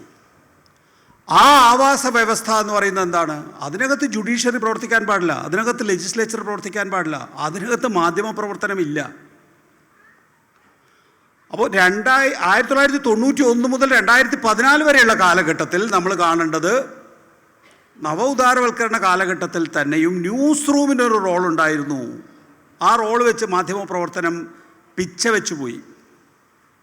പക്ഷേ 2014 ഈ പറയുന്ന ന്യൂസ് റൂമിന് റോളില്ലാത്ത അവസ്ഥ വന്നു. 2014 മുതൽ ഇന്നിപ്പോൾ 2025-26 കാലഘട്ടം വരെ ചങ്ങാത്ത മുതലാളിത്ത വ്യവസ്ഥിതിയിൽ എങ്ങനെയാണോ മാധ്യമങ്ങൾ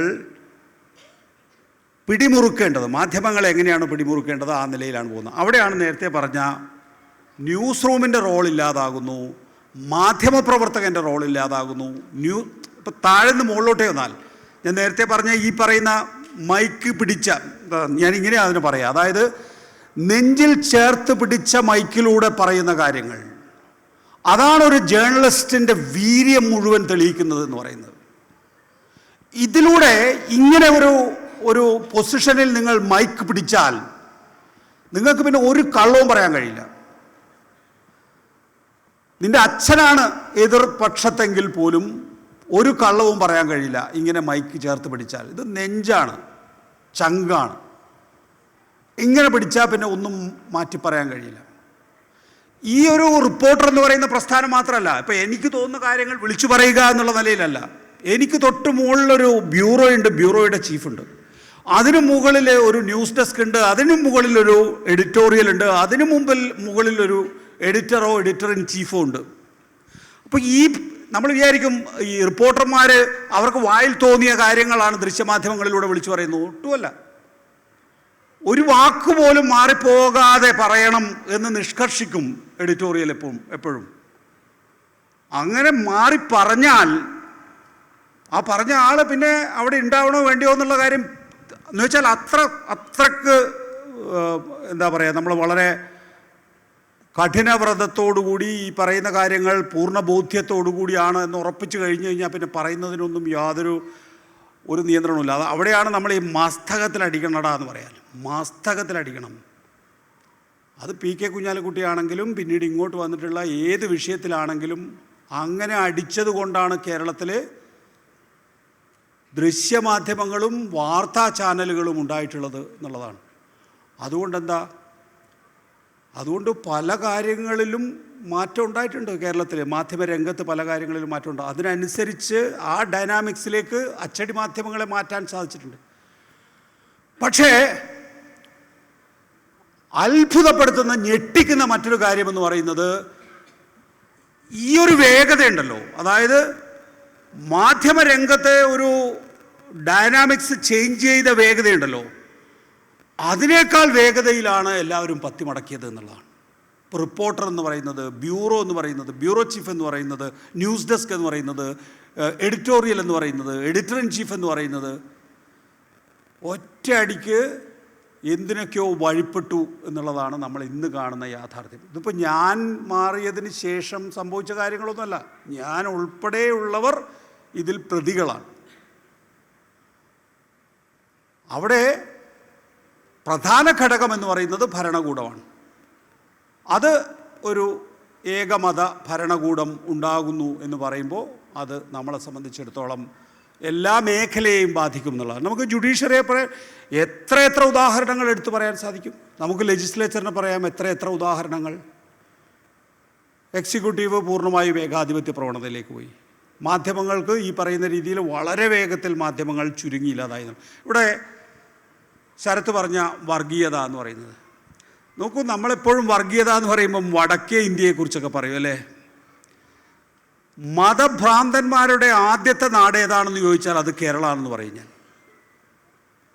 അത്രയധികം തൊട്ടാൽ വർഗീയതയാണ്. നിങ്ങൾ മുമ്പ് ഉദാഹരണത്തിന് എൻ്റെ നാട് പാപ്പിനിശ്ശേരിയാണ്.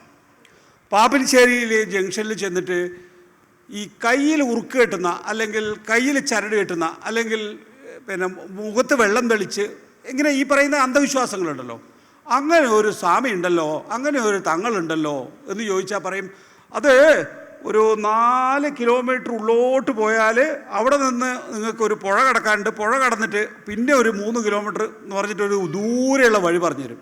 ഇപ്പം ജംഗ്ഷനിലാണ് ഓരോ ഇടത്തും ഈ അന്ധവിശ്വാസങ്ങളും മതഭ്രാന്തും എന്ന് പറയുന്നത്. അങ്ങനെ ഒരു കേരളത്തിലാണ് നമ്മൾ ജീവിക്കുന്നത്. അതിൻ്റെ പ്രതിഫലനം മാത്രമാണ് നമ്മൾ ഈ പറയുന്ന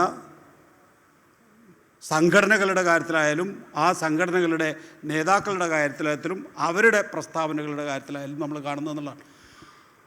ഒരു സംശയമില്ലാതെ പറയാൻ പറ്റും, നിഷ്പക്ഷമായി തന്നെ എനിക്ക് പറയാൻ പറ്റും, അതിന് ഇപ്പോഴും ഒരു ചരട് കെട്ടി പിടിച്ചു നിർത്തുന്നത് കേരളത്തിലെ ഇടതുപക്ഷമാണ് എന്നുള്ളതാണ്. ആ ഇടതുപക്ഷം കൂടി ഇല്ലാതാവുന്നതിലൂടെ മാത്രമേ നമുക്ക് പൂർണ്ണമായിട്ടുള്ള ഒരു പ്രവർത്തന സ്വാതന്ത്ര്യം ഉണ്ടാകൂ എന്നാണ് ഈ പറയുന്ന മതഭ്രാന്തന്മാർ വിചാരിച്ചു വച്ചിരിക്കുന്നത്. അപ്പോൾ നമുക്ക് നോക്കിയാൽ കാണാമല്ലോ, ഇപ്പോൾ മതസംഘടനകളുടെ പത്രങ്ങളായിക്കൊള്ളട്ടെ മാധ്യമങ്ങളായിക്കൊള്ളട്ടെ ഒരൊറ്റക്കെട്ടാണ് എന്താണ് ഇടതുപക്ഷത്തെ എതിർക്കുന്നതിന് വേണ്ടിയിട്ട്. ഒരൊറ്റ നേതാവിനെതിരെ ഒറ്റക്കെട്ടാണ് ഈ പറയുന്ന മതഭ്രാന്തന്മാരായിട്ടുള്ള എല്ലാ സംഘടനകളുടെയും നേതാക്കന്മാർ എന്ന് പറയുന്നത്. അപ്പോൾ ഒരൊറ്റ ലക്ഷ്യം മാത്രം, ഒരു മിഷൻ മാത്രമേ ഉള്ളൂ. ഉദാഹരണത്തിന് ബംഗാളിനെ കുറിച്ച് നമ്മളെപ്പോഴും പറയും, രാഷ്ട്രീയമായി പോവും പറഞ്ഞാൽ എന്നാലും പറയാം. ബംഗാളിൽ ഇടതുപക്ഷം ഭരിക്കുന്ന കാലഘട്ടത്തിൽ ഒരു വർഗീയ കലാപത്തെക്കുറിച്ച് നമ്മൾ കേട്ടില്ല. ഇപ്പോൾ വർഷത്തിൽ 4-5 ധ്രുവീകൃത വർഗീയ കലാപമാണ്. വികേന്ദ്രീകൃത വർഗീയ കലാപം വേറെയുണ്ട്, ധ്രുവീകൃത വർഗീയ കലാപമാണ്. കേരളത്തിൽ ഈ സാധനത്തിന് ഒരു വിള്ളലൊന്ന് ഇട്ട് കൊടുത്തു കഴിഞ്ഞ് കഴിഞ്ഞാൽ കേരളം ഉണ്ടല്ലോ പണ്ട് വിവേകാനന്ദൻ പറഞ്ഞതിനേക്കാൾ ഭീകരമായിട്ടുള്ള അവസ്ഥയിലേക്ക് പോകും. അതുകൊണ്ട് നമുക്ക് ആർക്കും ഒരു തെറ്റിദ്ധാരണ വേണ്ട, കേരളം എന്തോ മതേതര അങ്ങ് ആകാശത്ത് നിൽക്കുന്ന ഒരു സംസ്ഥാനമാണെന്ന്. നമ്മളുടെയൊക്കെ ഉള്ളിൽ, ഞാനിലും നിങ്ങളിലും ഒക്കെ തന്നെയും ഓരോ മതഭ്രാന്തൻ ഒളിഞ്ഞിരിക്കുന്നുണ്ട്. കമ്മ്യൂണിസ്റ്റുകാരനായാലും കോൺഗ്രസ്സുകാരനായാലും അല്ലെങ്കിൽ മറ്റേത് മതേതര രാഷ്ട്രീയ പാർട്ടിക്കാരനായാലും അവനോട് ഒരു നിമിഷം നിങ്ങളൊന്ന് മാറി നിന്ന് സംസാരിക്കേണ്ട ഒരു ഗ്യാപ്പ് മാത്രമേ ഉള്ളൂ. അവനിൽ എന്താണ് അവൻ്റെ ഉള്ളിലെ വർഗീയത എന്ന് പുറത്തു വരാൻ എന്നുള്ളതാണ്. അതാണ് എനിക്ക് വർഗീയതയുടെ കാര്യത്തിൽ പറയാൻ. ഷാനി, ഇത് മുമ്പ് പറഞ്ഞ ഉദാസീനതയ്ക്കപ്പുറം മാധ്യമങ്ങൾ വിമർശിക്കപ്പെടുന്നതിന് വളരെ ഗൗരവതരമായ തലമുണ്ട് എന്ന് ഷാനി വിചാരിക്കുന്നുണ്ടോ? അതിനെ ആ നിലയിൽ അഡ്രസ്സ് ചെയ്യാൻ തയ്യാറാണോ? അത്തരം ഒരുപാട് അനുഭവങ്ങൾ ചൂണ്ടിക്കാട്ടി കേരളത്തിലെ മാധ്യമം, അദ്ദേഹം ദേശീയ തലത്തിലെ മാധ്യമങ്ങളെക്കുറിച്ച് പറയും. ദേശീയ തലത്തിലെ മാധ്യമങ്ങളെക്കുറിച്ച് അവസ്ഥ നമുക്കറിയാം. അതിലൊരു റിക്കൂപ്പ് ചെയ്യുന്ന ഒരു സാഹചര്യം കാണുന്നില്ല. ദുറാട്ടിയൊക്കെ ആശ്രയിക്കേണ്ട ഒരു അവസ്ഥയിൽ നിൽക്കുകയാണ് പുതിയ തലമുറ എന്നാണ് ഞാൻ പറയുക. ദുറാട്ടി, ഞാൻ കഴിഞ്ഞ ദിവസം ഒരു കോളേജിൽ ഒരു പ്രോഗ്രാമിന് ചെന്നപ്പോൾ അവരൊക്കെ ഏറ്റവും കൂടുതൽ ഭയങ്കര അഫെക്ഷനേറ്റ് ആയിട്ട് സംസാരിച്ച ദുറാട്ടിയെ പോലുള്ള ആളുകൾ. നമ്മളെപ്പോലുള്ള കുറച്ച് മാധ്യമപ്രവർത്തകർ ആ തിരഞ്ഞെടുപ്പ് കാലത്തെ അസസ്മെൻറ്റുകളിൽ അനാലിസിസുകളിൽ ഏതാണ്ട് പരിഭാഷപ്പെടുത്തിയെന്ന് വേണമെങ്കിൽ പറയാം. യോഗേന്ദ്ര യാദവാണ് വളരെ സെൻസിബിളായി കുറെ കൂടി 400 പാർ എന്ന് മോദിയും BJPയും പറയുന്ന കാലത്ത് ഇന്ത്യൻ സിനാരിയോ ഇതല്ല, ഇന്ന സാഹചര്യങ്ങളിൽ വന്നാൽ കുറെ കൂടി താഴേക്ക് BJP പോകും എന്ന് യോഗേന്ദ്ര യാദവിനെ പോലുള്ള ആളുകൾ പറഞ്ഞു. ഹിന്ദി യൂട്യൂബ് ചാനലുകൾ പറഞ്ഞു, ധ്രുവറാട്ടി പറഞ്ഞു. പക്ഷേ ദില്ലി മെയിൻ സ്ട്രീം മീഡിയ എങ്ങനെയാണ് നാഷണൽ മീഡിയ ചെയ്തത് നമുക്കറിയാം. അപ്പോൾ അവരെക്കുറിച്ച് നമ്മൾ കൂടുതൽ പോസ്റ്റ്മോർട്ടം ചെയ്യുന്നതിൽ അർത്ഥവുമില്ല. ഞാൻ പറഞ്ഞത് കേരളത്തിൻ്റെ മാധ്യമ രംഗത്തേക്ക് നമ്മൾ ജോലി ചെയ്യുന്നൊരു തലത്തിൽ വിമർശനങ്ങളുടെ കൂരമ്പുകൾ ഏൽക്കാറില്ലേ? അതിന് കാരണങ്ങൾ പറയുമ്പോൾ ഷാനി എന്ത് പറയും ഇവരോട്? എനിക്ക് സത്യം പറഞ്ഞാൽ മാധ്യമങ്ങൾ വിമർശിക്കപ്പെടുന്നതിൽ ഒരു വിഷമവുമില്ല. കാരണം മാധ്യമങ്ങൾ വിമർശിക്കപ്പെടണം, മാധ്യമങ്ങൾ വിമർശിക്കുന്നു, മാധ്യമങ്ങളും വിമർശിക്കപ്പെടണം. മാധ്യമങ്ങൾ വിമർശിക്കപ്പെടുന്നതിനെ കുറിച്ചേ അല്ല ഞാൻ പ്രയാസപ്പെടുന്നത്, അല്ലെങ്കിൽ എനിക്ക് ഉത്കണ്ഠ ഉണ്ടാക്കുന്നത് വേറെ ഒന്നുമല്ല. നമ്മൾ മാധ്യമലോകവും മാധ്യമപ്രവർത്തകരും മാധ്യമങ്ങളെ വിമർശിക്കാൻ വേണ്ടി വെറുതെ വിമർശിക്കുകയാണ് എന്ന് പറയുന്ന ഞാനങ്ങനെ കരുതുന്നില്ല. അത് വെച്ചാൽ പ്രതിരോധിക്കാൻ വേണ്ടി ചിലപ്പം അന്യോന്യം വിമർശനം അല്ലെങ്കിൽ ആക്രമണം, ഒരു പരിധിവരെ ആക്രമണമൊക്കെ നടക്കുമായിരിക്കും. പക്ഷേ ചില ഇരട്ടത്താപ്പുകൾ നമുക്ക് കാണാതിരിക്കാൻ പറ്റില്ല. ഇപ്പോൾ നേരത്തെ ശരത്ത് പറഞ്ഞു, ഈ ശബരിമലയിൽ 2ാമത് നടന്ന ഭക്തജന സംഗമത്തിൻ്റെ വേദിയിൽ വെച്ചൊരു സ്വാമി, നമുക്ക് ആർക്കും അറിഞ്ഞുകൂടാത്ത, ഇപ്പോഴും നമ്മുടെ മെയിൻ സ്ട്രീമിലേക്ക് നമ്മൾ അംഗീകരിച്ചിട്ടോ ഇരിപ്പിടം കൊടുക്കുകയോ ഒന്നും ചെയ്തിട്ടില്ലാത്തൊരു സ്വാമി വർഗീയത പറഞ്ഞു. ആ വർഗീയത പറഞ്ഞതിനെ കേരളത്തിലെ മാധ്യമങ്ങൾ വളരെ സ്വാഭാവികമായൊരു കാര്യമായി റിപ്പോർട്ട് ചെയ്തു എന്ന് പറഞ്ഞു. അതിൽ എനിക്കൊരു പ്രശ്നമുള്ളത്, ഈ സ്വാമി പറഞ്ഞ വർഗീയത മാധ്യമങ്ങൾ റിപ്പോർട്ട് ചെയ്തു, അത് കേസായി, വാർത്തയായി. പക്ഷേ വർഗീയത എന്ന് പറഞ്ഞാൽ എന്താണ്? മറ്റൊരു വിഭാഗത്തോട് വെറുപ്പുണ്ടാക്കുന്നത്. അത്രയും അറിഞ്ഞാൽ മതിയല്ലോ നമുക്ക്. വേറൊരു മനുഷ്യനോട്, വേറൊരു മതവിഭാഗത്തോട് വെറുപ്പുണ്ടാക്കുന്നതാണല്ലോ വർഗീയത എന്ന് പറയുന്നത്. അതെ, ആണല്ലോ. വെറുപ്പുണ്ടാക്കുന്ന എന്താണോ അത് വർഗീയത. ഈ ഏറ്റവും കൂടുതൽ കേരളത്തിൽ ഇപ്പോൾ പരസ്യമായി വർഗീയത പറയുന്ന ആരാണ്? നിങ്ങളാരും ആ ചോദ്യത്തിന് ഉത്തരം പറയില്ല. കാരണം അതിലൊരു സൗകര്യക്കുറവുണ്ട്. ഓക്കെ, എന്നിട്ട് ഇതിന് തൊട്ട് മുൻപ് നടന്ന, അതായത് ഇപ്പോൾ നമ്മൾ മാധ്യമങ്ങൾ ശരിയായി റിപ്പോർട്ട് ചെയ്തിട്ടില്ല എന്ന് വിമർശിക്കുന്ന ഭക്തജന സംഗമത്തിലെ സ്വാമിയുടെ പ്രസംഗത്തിന് തൊട്ട് മുൻപ് നടന്ന സർക്കാർ സ്വയം സംഘടിപ്പിച്ച ശബരിമലയിലെ പമ്പയിലെ അയ്യപ്പ സംഗമത്തിൽ ഈ വർഗീയത പറയുന്ന കേരളത്തിലെ ഒരു കാരണവുമില്ലാതെ, ഒരരക്ഷിതാവസ്ഥയുടെയോ അല്ലെങ്കിൽ ഏതെങ്കിലും തരത്തിൽ ശ്രദ്ധ പിടിച്ചു പറ്റേണ്ടോ ഒന്നും ആവശ്യമില്ലാതെ കേരളത്തിൽ മനുഷ്യനെ തമ്മിൽ തല്ലിക്കാൻ പറ്റുന്നത്ര വിഷം പറയുന്ന സമുദായ നേതാവ് വന്നത് ആരുടെ കാറിലാണ്? ആരുടെ കാറിലാണ്? ഞാൻ ചോദിക്കുന്നത് എന്താണ് ആ വർഗീയതയോട് കേരളത്തിൻ്റെ സമീപനം എന്താണ്? സാറ് പറഞ്ഞ ഇടതുപക്ഷ രാഷ്ട്രീയത്തിലെ സമീപനം എന്താണ്? അത് വർഗീയതയല്ലേ? ഒരു മിനിറ്റ് ഞാൻ പൂർത്തിയാക്കട്ടെ. ആ വർഗീയതയോട് നമ്മുടെ സമീപനം എന്താണ്? നിങ്ങൾ മാധ്യമങ്ങൾ അങ്ങനെ ചോദ്യം ചെയ്തുകൊണ്ടിരിക്കുകയാണ്. ഓക്കെ, ഭയങ്കര ഈസിയാണല്ലോ. ശരി, അടുത്തത് കേരളത്തിലെ മുഖ്യമന്ത്രിയുടേതായിട്ട് ഒരു അഭിമുഖം രാജ്യത്തെ ഏറ്റവും പ്രധാനപ്പെട്ട ഇടതുപക്ഷ രാഷ്ട്രീയ നിലപാടുകൾ സ്വീകരിക്കുന്ന ഒരു പത്രത്തിൽ അടിച്ചു വന്നു. ഒരു അഭിമുഖം കേരളത്തിൻ്റെ മുഖ്യമന്ത്രിയുടെ പേരിൽ വന്ന അഭിമുഖമാണ്. മുഖ്യമന്ത്രി അത് നിഷേധിച്ചിട്ടില്ല. ആ അഭിമുഖത്തിൽ ഒരു വാചകം ഉണ്ടായിരുന്നു. കേരളത്തിലെ ഒരു ജില്ലയെ, അവിടുത്തെ ഒരു സമുദായത്തെ സംശയിക്കാൻ പറ്റുന്ന തരത്തിൽ, ഞാൻ ആരുടെയും പേരോ എന്തെങ്കിലും പറയാൻ ഉദ്ദേശിക്കുന്നില്ല, ഒരു സമുദായത്തെ സംശയിക്കാൻ എല്ലാ തരത്തിലും പറ്റുന്ന തരത്തിലുള്ള ചില പരാമർശങ്ങൾ കേരളത്തിൻ്റെ മുഖ്യമന്ത്രി പറഞ്ഞു എന്ന് ഇന്ത്യയിൽ തന്നെ ഏറ്റവും വിശ്വാസ്യതയുള്ള പത്രങ്ങളിൽ ഒന്നിൽ അടിച്ചു വന്നു. കേരളത്തിലെ മുഖ്യമന്ത്രിയുടെ ഓഫീസ് അത് നിഷേധിച്ചിട്ടില്ല.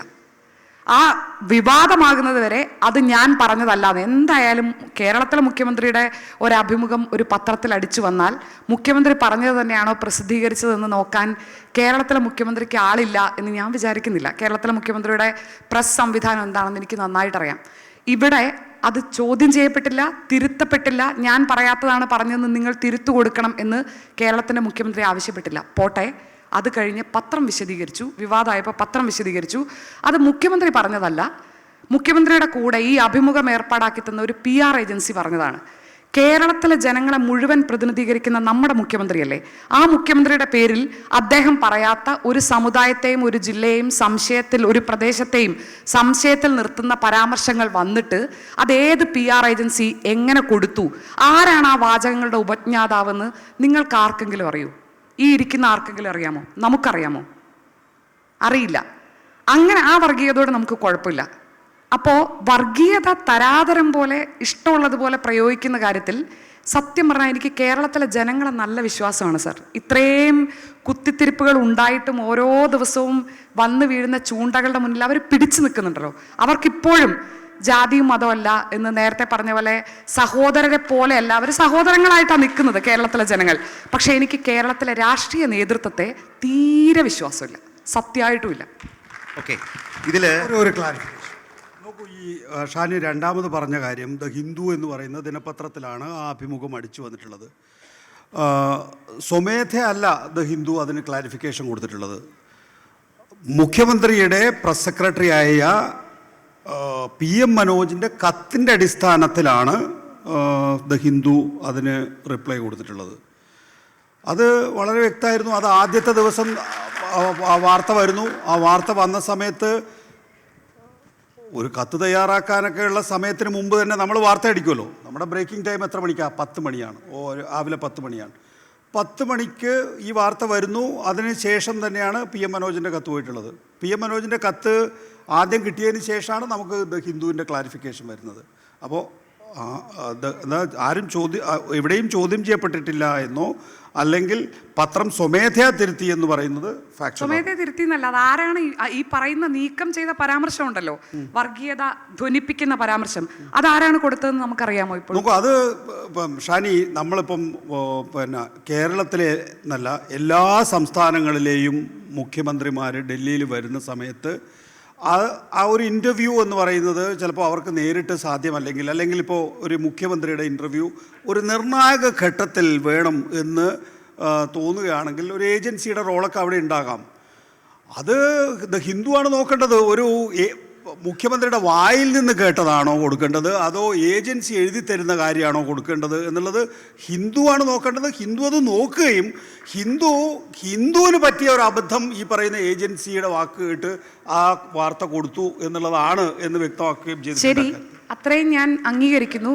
അപ്പോഴും എൻ്റെ ചോദ്യം, ഈ പറയുന്ന ഒരു മുഖ്യമന്ത്രി പറയാത്തൊരു ഭാഗം ആ പത്രത്തിൽ അടിച്ചു വന്നല്ലോ, അതാര് കൊടുത്തതാണ്? അതിന്റെ ഉപജ്ഞാതാവ് ആരാണ്? കേരളത്തിലെ മുഖ്യമന്ത്രി പറയാത്തൊരു കാര്യം അദ്ദേഹത്തിൻ്റെതായി തീർത്തും ദുരുദ്ദേശത്തോടു കൂടി ഒരു മാധ്യമത്തിന് കൊടുത്തത് ആരാണെന്ന് എന്തുകൊണ്ടാണ് നമുക്ക് അറിയാൻ പറ്റാത്തത്? കേരളത്തിലെ മുഖ്യമന്ത്രിക്ക് എന്തുകൊണ്ടാണ് അത് അറിയേണ്ടാത്തത്? അല്ല, ഉണ്ട്, അറിയാം. കേരളത്തിലെ മുഖ്യമന്ത്രിക്ക് അതറിയാം. അതാരാണ് കൊടുത്തത് എന്നും എല്ലാവർക്കും അറിയാം. എങ്ങനെയാണ് അത് വന്നത്?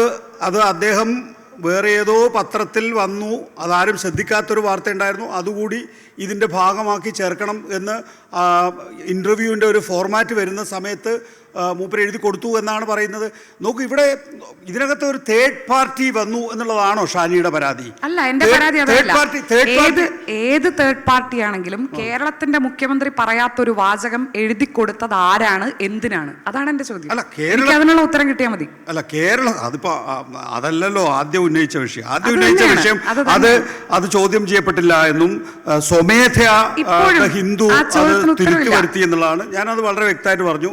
മുഖ്യമന്ത്രിയുടെ പ്രസ് സെക്രട്ടറി തന്നെ അക്കാര്യത്തിൽ തിരുത്ത് വരുത്തണം എന്ന് പറഞ്ഞ് ഹിന്ദുവിന് കൊടുക്കുകയും ഹിന്ദു അത് തിരുത്തുകയും ചെയ്തു. ഇത് ഞങ്ങൾക്ക് ഏജൻസി എഴുതി തന്നാണ് എന്ന് പറയുകയും ചെയ്തു. അങ്ങനെ ഒരു ഏജൻസി എഴുതി തരുന്ന വാർത്ത കൊടുത്തതാണ് ഞങ്ങളുടെ ഏറ്റവും വലിയ അബദ്ധം എന്ന് നമ്മൾ മാധ്യമപ്രവർത്തകരാണല്ലോ. നമ്മൾ ആ ഉത്തരത്തിൽ തൃപ്തിപ്പെടാമോ? എന്തിനാണ് കേരളത്തിന്റെ മുഖ്യമന്ത്രി പറയാത്തൊരു കാര്യം ദുരുദ്ദേശത്തോടു കൂടി ആ പത്രത്തിൽ വന്നത്? അത് അന്നത്തെ ദൈനംദിന നോക്കൂ, ഷാനി അതിനെ പ്രസന്റ് ചെയ്ത അങ്ങനെയല്ല. ഷാനി പ്രസന്റ് ചെയ്തതെന്ന് വെച്ച് കഴിഞ്ഞാൽ മുഖ്യമന്ത്രി ഇങ്ങനെ ഒരു വർഗീയ ചൊവ്വയുള്ള പരാമർശം നടത്തി, അത് താപ്പിൽ അങ്ങനെ പോവുകയാണെങ്കിൽ അങ്ങ് പൊയ്ക്കോട്ടെ എന്ന് വിചാരിച്ച് മിണ്ടാതിരുന്നു എന്നാണ്. അങ്ങനെ മിണ്ടാതിരുന്നിട്ടില്ല. ഇപ്പോ നമുക്കൊരു ഏജൻസിയുടെ സഹായം തേടി എന്നുള്ളതിലേക്ക് അതിനെ കൊണ്ടുവരുമ്പോൾ ഏജൻസിയെ നിങ്ങൾക്ക് ചോദ്യം ചെയ്യാം. അങ്ങനെ ഒരു ഏജൻസി ആവശ്യമുണ്ടോ മുഖ്യമന്ത്രിക്ക് പ്രസ് സെക്രട്ടറി ആവശ്യമുണ്ടോ? മുഖ്യമന്ത്രിക്ക് സ്വമേധയാ പത്രക്കാരെ വിളിച്ചിട്ട് നിങ്ങൾക്ക് ഇന്റർവ്യൂ വേണോ എന്ന് ചോദിച്ചാൽ പോരെ എന്നൊക്കെയാണെങ്കിൽ അത് ഡിബേറ്റബിൾ. അതൊന്നും എന്റെ ഡിബേറ്റ് അല്ല. പക്ഷേ എന്റെ ഡിബേറ്റ് മുഖ്യമന്ത്രി പറയാത്തൊരു കാര്യം ദുരുദ്ദേശത്തോടു കൂടി ആരാണ് എഴുതി ചേർക്കാൻ തീരുമാനിച്ചത്, ആരാണ് എഴുതി കൊടുത്തത്, അതെന്താണ് മുഖ്യമന്ത്രിക്ക് അറിയേണ്ടാത്തതെന്നാണ്. അല്ല, മുഖ്യമന്ത്രിക്ക് അറിയേണ്ടതല്ല. അത് പൂർത്തിയാക്കട്ടെ. മുഖ്യമന്ത്രിക്ക് അറിയേണ്ടാത്ത കാര്യമാണോ? മുഖ്യമന്ത്രിക്ക് അതറിയാം. മുഖ്യമന്ത്രിയെ ആ ഇന്റർവ്യൂവിലേക്ക് എത്തിച്ചിട്ടുള്ളത് ഒരു ഏജൻസി തന്നെയാണ്.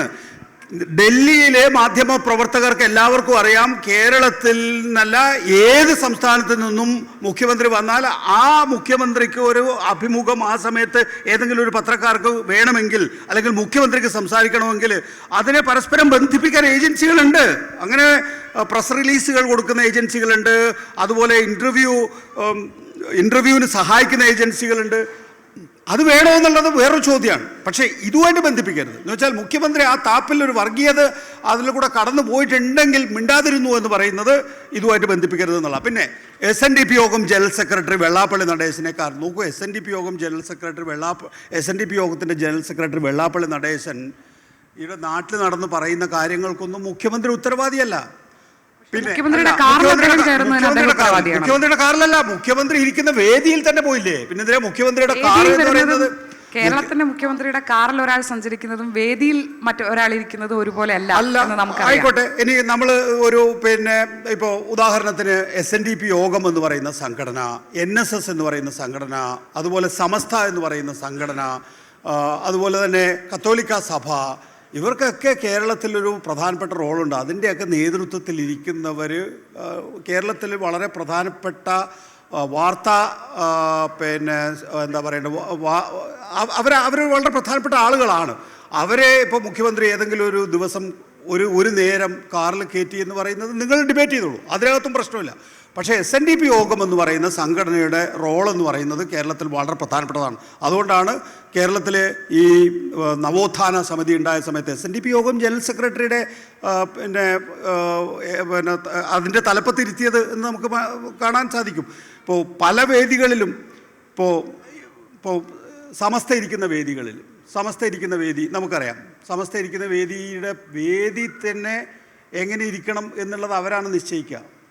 അതൊരു അതിനോട് എങ്ങനെയാണ് മുഖ്യമന്ത്രി പ്രതികരിക്കുന്നുണ്ടാവുക, അല്ലെങ്കിൽ ആ വേദിയിൽ പോകുന്ന ഭരണകർത്താക്കൾ പ്രതികരിക്കുന്നുണ്ടാവുക? അതൊക്കെ ചില കാര്യങ്ങളിൽ അങ്ങോട്ടും ഇങ്ങോട്ടും പരസ്പരം അറിഞ്ഞും അറിയാതെയും വിട്ടുവീഴ്ച ചെയ്യേണ്ടി വരുന്ന ഒരു സാഹചര്യം ഇന്ന് കേരളത്തിലുണ്ട്. ഓക്കെ. പക്ഷെ ഞാൻ ഒറ്റ കാര്യം ചോദിച്ചുള്ളൂ, അദ്ദേഹം പറഞ്ഞുകൊണ്ട് നടക്കുന്ന വർഗീയതയോട് മുഖ്യമന്ത്രിയുടെ നിലപാട് എന്താണെന്ന് ഞാൻ ചോദിച്ചുള്ളൂ. ഓരോ വിഷയത്തിലും അപ്പോൾ നിലപാട് പറയുന്നുണ്ടല്ലോ. ഇപ്പൊ SNDP യോഗം ജനറൽ സെക്രട്ടറി വർഗീയ ഭ്രാന്ത്, ഞാനതാ പറഞ്ഞത്. ആരും മാറി നിൽക്കണ്ട. ഞാനും ഷാനിയും പിന്നെ ശരത്തും എല്ലാവരും തന്നെയും ആരും മാറി നിൽക്കണ്ട. നമ്മളെല്ലാം ഇതിന് ഉത്തരവാദിയാണ്. നമ്മൾ ഒന്നുകിൽ മൗനം കൊണ്ട്, അല്ലെങ്കിൽ നമ്മൾ സ്വകാര്യതയിൽ പറയുന്ന കാര്യങ്ങളൊക്കെ തന്നെയാണ് സമൂഹത്തിൽ നമ്മളിപ്പോൾ കേൾക്കുന്നത്. ആ നിലയിൽ നല്ല വർഗീയ ഭ്രാന്തുള്ള ഒരു സംസ്ഥാനം തന്നെയാണ് കേരളം എന്ന് പറയുന്നത്. അതിനെ മാറ്റിയെടുക്കാൻ നിങ്ങൾക്ക് കഴിയോ ഇല്ലയോ എന്നുള്ളതാണ് ചോദ്യം. ഇവരെ വർഗീയതയ്ക്ക് വിട്ടുകൊടുക്കുകയാണോ വേണ്ടത്, അതോ ഇവരെ വർഗീയതയിൽ നിന്ന് ഒഴിപ്പിച്ചെടുക്കാൻ ഒഴിപ്പിച്ചെടുക്കുകയാണോ വേണ്ടത് എന്നുള്ളൊരു ചോദ്യമാണ് കേരളത്തിലെ ഇടതുപക്ഷത്തിന് മുമ്പിലുള്ളത്. അതുകൊണ്ട് അവരുമായിട്ടൊക്കെ സംവാദം ഉണ്ടാക്കിയേ തീരൂ എന്നുള്ള പ്രശ്നം ഇപ്പോൾ ഉണ്ട്. ഏതായാലും ഈ വിഷയത്തിൽ ഇപ്പം തന്നെ കണ്ടില്ലേ, ഒരു കൗണ്ടർ പോയിന്റ് വന്ന് കണ്ടില്ലേ, ഇവിടെ ഒരു ഷോ തന്നെ നടന്നു. ഇതാണ് ഞാൻ ചോദിച്ച ചോദ്യം. വിഷയം സെലക്ട് ചെയ്യുന്നതിൽ മാധ്യമങ്ങൾ കാട്ടുന്ന ഇരട്ടത്താപ്പിനെയാണ് ഞാൻ അഡ്രസ്സ് ചെയ്തത്. ഈ രാഷ്ട്രീയ പ്രശ്നങ്ങളിലൊക്കെ വ്യത്യസ്ത കാഴ്ചപ്പാടുകളുണ്ടാവും. ഇപ്പം ഷാനി പറഞ്ഞ പോലെ ചിന്തിക്കുന്നവരുണ്ട്. MV നികേഷ് കുമാർ കൊടുത്ത മറുപടിയുടെ രാഷ്ട്രീയ ബോധ്യത്തിൽ നിൽക്കുന്ന മനുഷ്യരുണ്ട്. അത് നടക്കുന്നു. പക്ഷേ ഞാൻ ചോദിച്ചത് മുഖ്യമന്ത്രിയുടെ ഈ വിഷയങ്ങൾ, ഇതുമായി ബന്ധപ്പെട്ട ചർച്ചകൾ എന്തുമാത്രം കേരളത്തിലെ മാധ്യമങ്ങൾ ചർച്ച ചെയ്തു? ചർച്ച ചെയ്തില്ല എന്ന് നിങ്ങളിൽ ആരെങ്കിലും പറയുമോ? ചർച്ച ചെയ്തോ? ചർച്ച ചെയ്തു. അത് കഴിഞ്ഞ് ഞാൻ ചോദിക്കുന്നത്, വെള്ളാപ്പള്ളി നടേശനുമായി ബന്ധപ്പെട്ട വിഷയങ്ങൾ കേരളത്തിലെ മാധ്യമങ്ങൾ ചർച്ച ചെയ്തില്ലേ? ചെയ്തോ? ചെയ്തു. അതേസമയം പന്തളത്ത് മുമ്പ് പറഞ്ഞ അപരമത വിദ്വേഷത്തിൻ്റെ മാരകമായ വെർഷൻ നമ്മൾ കണ്ടിട്ട് കേരളത്തിലെ മാധ്യമങ്ങൾ അത് ചർച്ച ചെയ്തോ? പന്തളത്ത് വിശ്വാസവും വർഗീയതയും കൃത്യമായി ഇതാ ഇങ്ങനെയാണ് സഞ്ചരിക്കുന്നത് എന്ന് പന്തളം അനുഭവം നൽകിയിട്ട് അതിനെ തിരുത്തിക്കുന്ന ഒരു ശക്തിയായി കേരളത്തിലെ മാധ്യമങ്ങൾ ആ വിഷയത്തിൽ ഇടപെട്ടോ? വളരെ സ്വാഭാവികമായി അദ്ദേഹം പറഞ്ഞത് കൊടുക്കുന്നു. പിറ്റേ ദിവസം വീണ്ടും പോയി ചോദിക്കുന്നു. ഞാൻ പറഞ്ഞ കേസെടുത്തപ്പോൾ മാധ്യമങ്ങൾ ചോദിക്കുന്നത് എന്താണ്? ഇത് അതിൽ തന്നെ അങ്ങ് ഉറച്ചു നിൽക്കുകയാണോ? ഞാൻ ഉറച്ചു നിൽക്കുന്നു. ഇതാണോ കേരളത്തിൻ്റെ മാധ്യമ പാരമ്പര്യം എന്നാണ് എൻ്റെ ചോദ്യം. ഇത്തരം സമൂഹത്തിന് അപകടകരമായ പ്രവണത വരുമ്പോൾ അതിനെ അടക്കം ഒറ്റപ്പെടുത്താൻ കഴിയുന്ന ശക്തിയുള്ള നാവായി കേരളത്തിൻ്റെ മാധ്യമങ്ങൾ, മുമ്പ് ശ്രീ നികേഷ് കുമാർ പറഞ്ഞതുപോലെ നമ്മൾക്ക് മുമ്പ് സഞ്ചരിച്ചവർ പ്രവർത്തിച്ചിട്ടുണ്ട്. ഇന്ന് നിർഭാഗ്യവശാൽ അത് കഴിയുന്നില്ല.